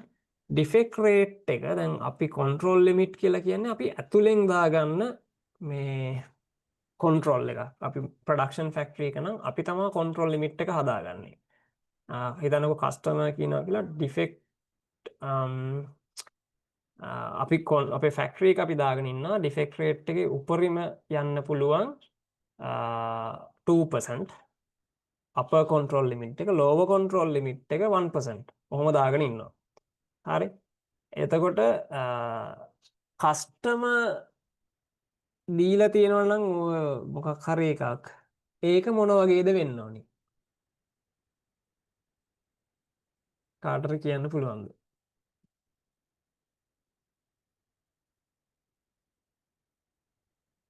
ඔය මේ upper කස්ටමර් specifications සාමාන්‍යයෙන් ඔව් දැන් අපි කස්ටමර් සාමාන්‍යයෙන් අපිට දෙන්නේ AQL එකක් වගේ ෆලෝ කරන්න එහෙමනේ කස්ටමර් එයා දෙනව නේද මේ නෑ ඔයා මෙන්න මෙච්චර මේ DR එක මේක achieve කරන්න ඕනි කියලා කියනව නේද? මෙතනින් එහාට යන්න බෑ කියලා. අපි ඒක යන්න සාමාන්‍ය පුළුවන්. ෆැක්ටරිය ඇතුලේ QL internal rate එක 1% ඒ විදියට තාන් රෑන්ක් කරනවා නේද කස්ටමර්ස්ලා බිස්නස් එහෙම 1% තිබුණොත් එක ඩිපෙන්ඩ් මම එක්සැම්පල් එකක් කියන්නේ AQL එකත් එක්ක වෙනස් වෙනවා කිව්වා වගේ 2.5 AQL එකකදී ඩිෆෙක්ට් රේට් එක වෙනස් 4 එකකදී වෙනස් 2.25 එකකදී වෙනස් 0.65 එකකදී වෙනස් ඒ වගේ AQL එකට වෙනස් වෙනවා හැබැයි කස්ටමර් කියනවා කියලා හිතමුකෝ අපි මම පොඩ්ඩක් ආයෙ මේක ක්ලියර් කරන්න අර LSL සහ USL කියන එක හැම වෙලේම ඩිෆයින් වෙන්නේ කස්ටමර්ගෙන් කස්ටමර් තමයි ස්පෙસિෆිකේෂන් ලිමිට් එක හදන්නේ අපි තමයි කන්ට්‍රෝල් ලිමිට් එක හදාගන්නේ ඕකට ඕක ලේසි අපි කියන්නේ අර යකා දැනගත්තාම ආයි වෙන කාටවත් බය නැහැ කියලා. එතකොට කස්ටමර් කියනවා 2% තමයි වගේ ලිමිට් එක. අපි හදාගන්නවා 1% ඇතුලේ අපි ඉන්නවා කියලා. එතන 1% ඇතුලේ හිටපුවම 2% නැතින්නේ. ඒක නිසා ඒ වගේ අවස්ථාවක අපර් ස්පෙසිෆිකේෂන් ලිමිට් එකට වඩා පල්ලෙහැයින් තමයි ලෝවර් ස්පෙසිෆික් මේ අපර් කන්ට්‍රෝල් ලිමිට් එක තියෙන්න ඕනේ. ඒ කියන්නේ කස්ටමර්ට වඩා අපි ස්ට්‍රින්ජන්ට් වෙන්න ඕනේ. අපි අපේ පටි තද කරගන්නවා. ඒ කියන්නේ එයා ඉල්ලන දේ එතකොට ඔටෝමැටිකලි ඩිලිවර් වෙනවා. ඊට වඩා අපි ටයිට් බලනවා කියන එක මේකෙන් ඉන්නේ. ඒකයි මම කිව්ව ඔය LSL එකයි USL එකයි ගොඩක් වෙලාවට ඒ කියන්නේ පොසිටිව් කෝරිලේෂන් එකකදී පොසිටිව් කෝරිලේෂන් නේ අර පොසිටිව් මේ සහසම්බන්ධයකදී එක හා සමානව සම්බන්ධ වෙන තැනකදී ගොඩක් වෙලාවට අපර් ස්පෙසිෆිකේෂන් එකයි ලෝවර් ස්පෙසිෆිකේෂන් එකයි අර UCL එකයි අපර් කන්ට්‍රෝල් එකයි ලෝවර් කන්ට්‍රෝල් එකටයි දෙපැත්තෙන් තියෙන්නේ රයිට් ඒකට හේතුව අර මම කිව්ව යකාගේ කතාව තමයි යකා දැනගත්තාම ඕන තැනක ඉන්න පුළුවන් කියන්නේ එතර අපිට බය වෙන්න දෙයක් නැහැ අපි කන්ට්‍රෝල් කරලා තියෙන 1% කස්ටමර් ඉන්නන්නේ 2%. එතර 1.1 ගියත් අවුලක් නැහැනේ. අපි දන්නවා හරි අපේ මේ KPI එක ෆේල් හැබැයි කස්ටමර් ළඟට ගියාට කිසි බය වෙන්න දෙයක් නැහැ. රයිට්?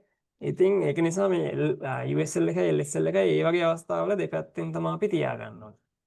හැම වෙලෙම අපි ඩිෆයින් කරන්න ඕනේ අපේ අපර් කන්ට්‍රෝල් සහ ලෝවර් කන්ට්‍රෝල් කස්ටමර්ට වඩා ස්ට්‍රින්ජන්ට් තැනක. ඊට වඩා හොඳ ටයිට් කරලා අපි අපේ KPI මොනිටර් වෙන්න.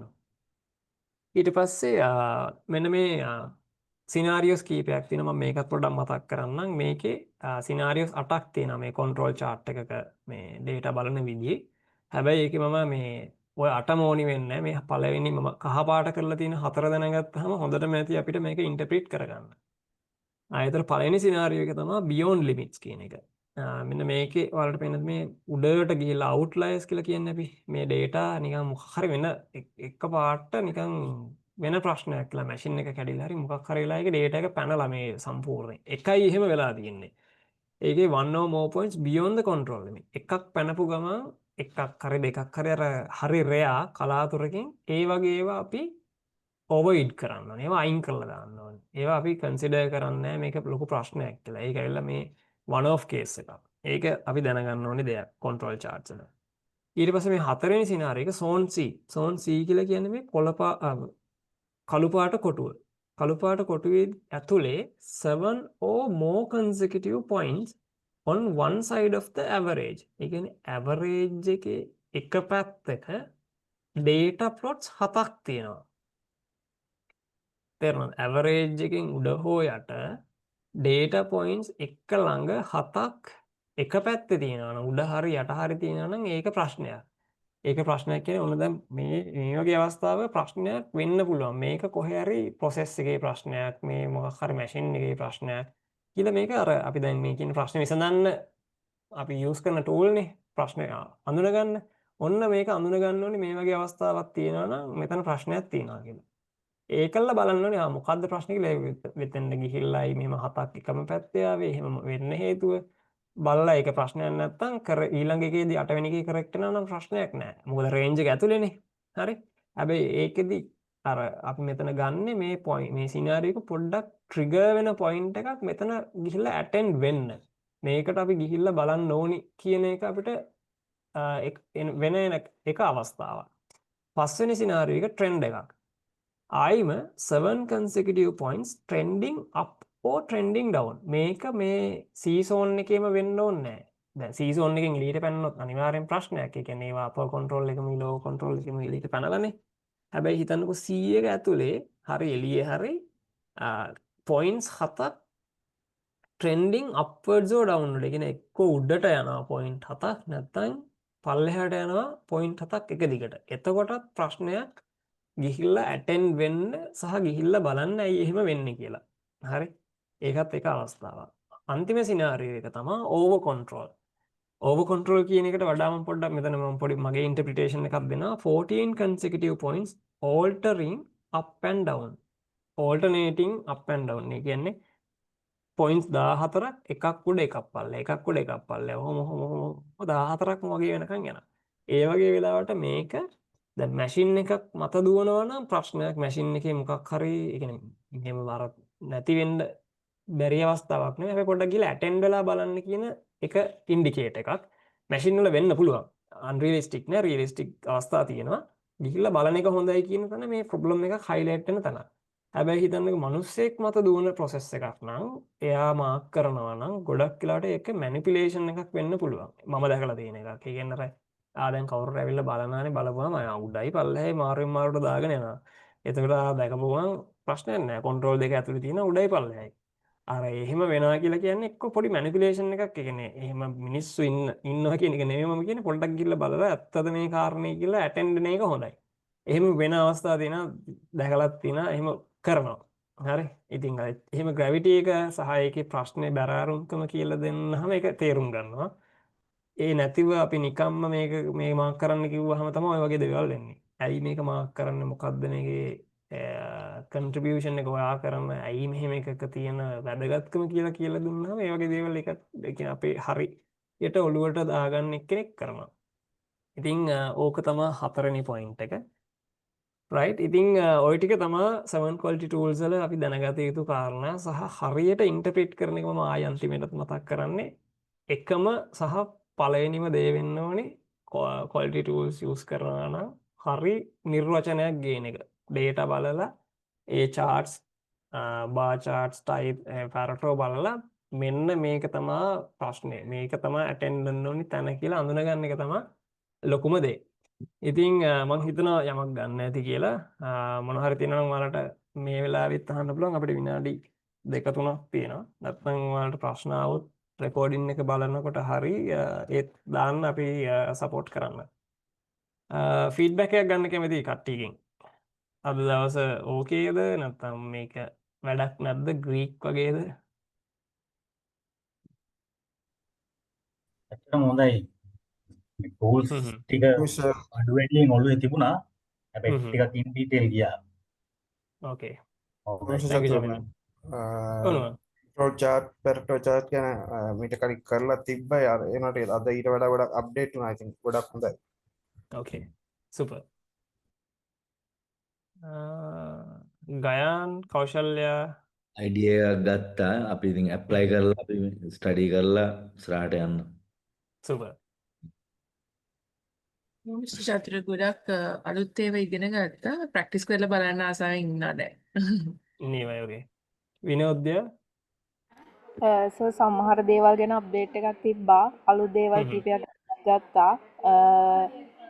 මට හිතෙනවා තව පාරක් මම රෙකෝඩින් එක බලලා එතකොට මට හරියටම 100%ක්ම ස්ටඩි කරගත්තා කියන එක කන්ෆර්ම් කරගන්න පුළුවන්. සුපර්. නීවයි. හරි. එහෙනම් අපි අදට සෙෂන් එක ඉවර කරමු. අපි ලබන සතියේ හැම ගොඩක් වෙලාවට ලබන සතියේ සෙෂන් එක දර්ශන කරයි. ඊට පස්සේ සතියේ මම ආයි මගේ සෙෂන් එකක් තියෙනවා. ලබන සතියේ පස්සේ සතියේ. ඉතින් all the best. සුබ රාත්‍රියක් රැ වෙලානේ. අපි සෙෂන් එක ඉවර කරමු. Thank Okay. you. Thank you. Bye. Thank you. Good night. Nice Good seeing you. night.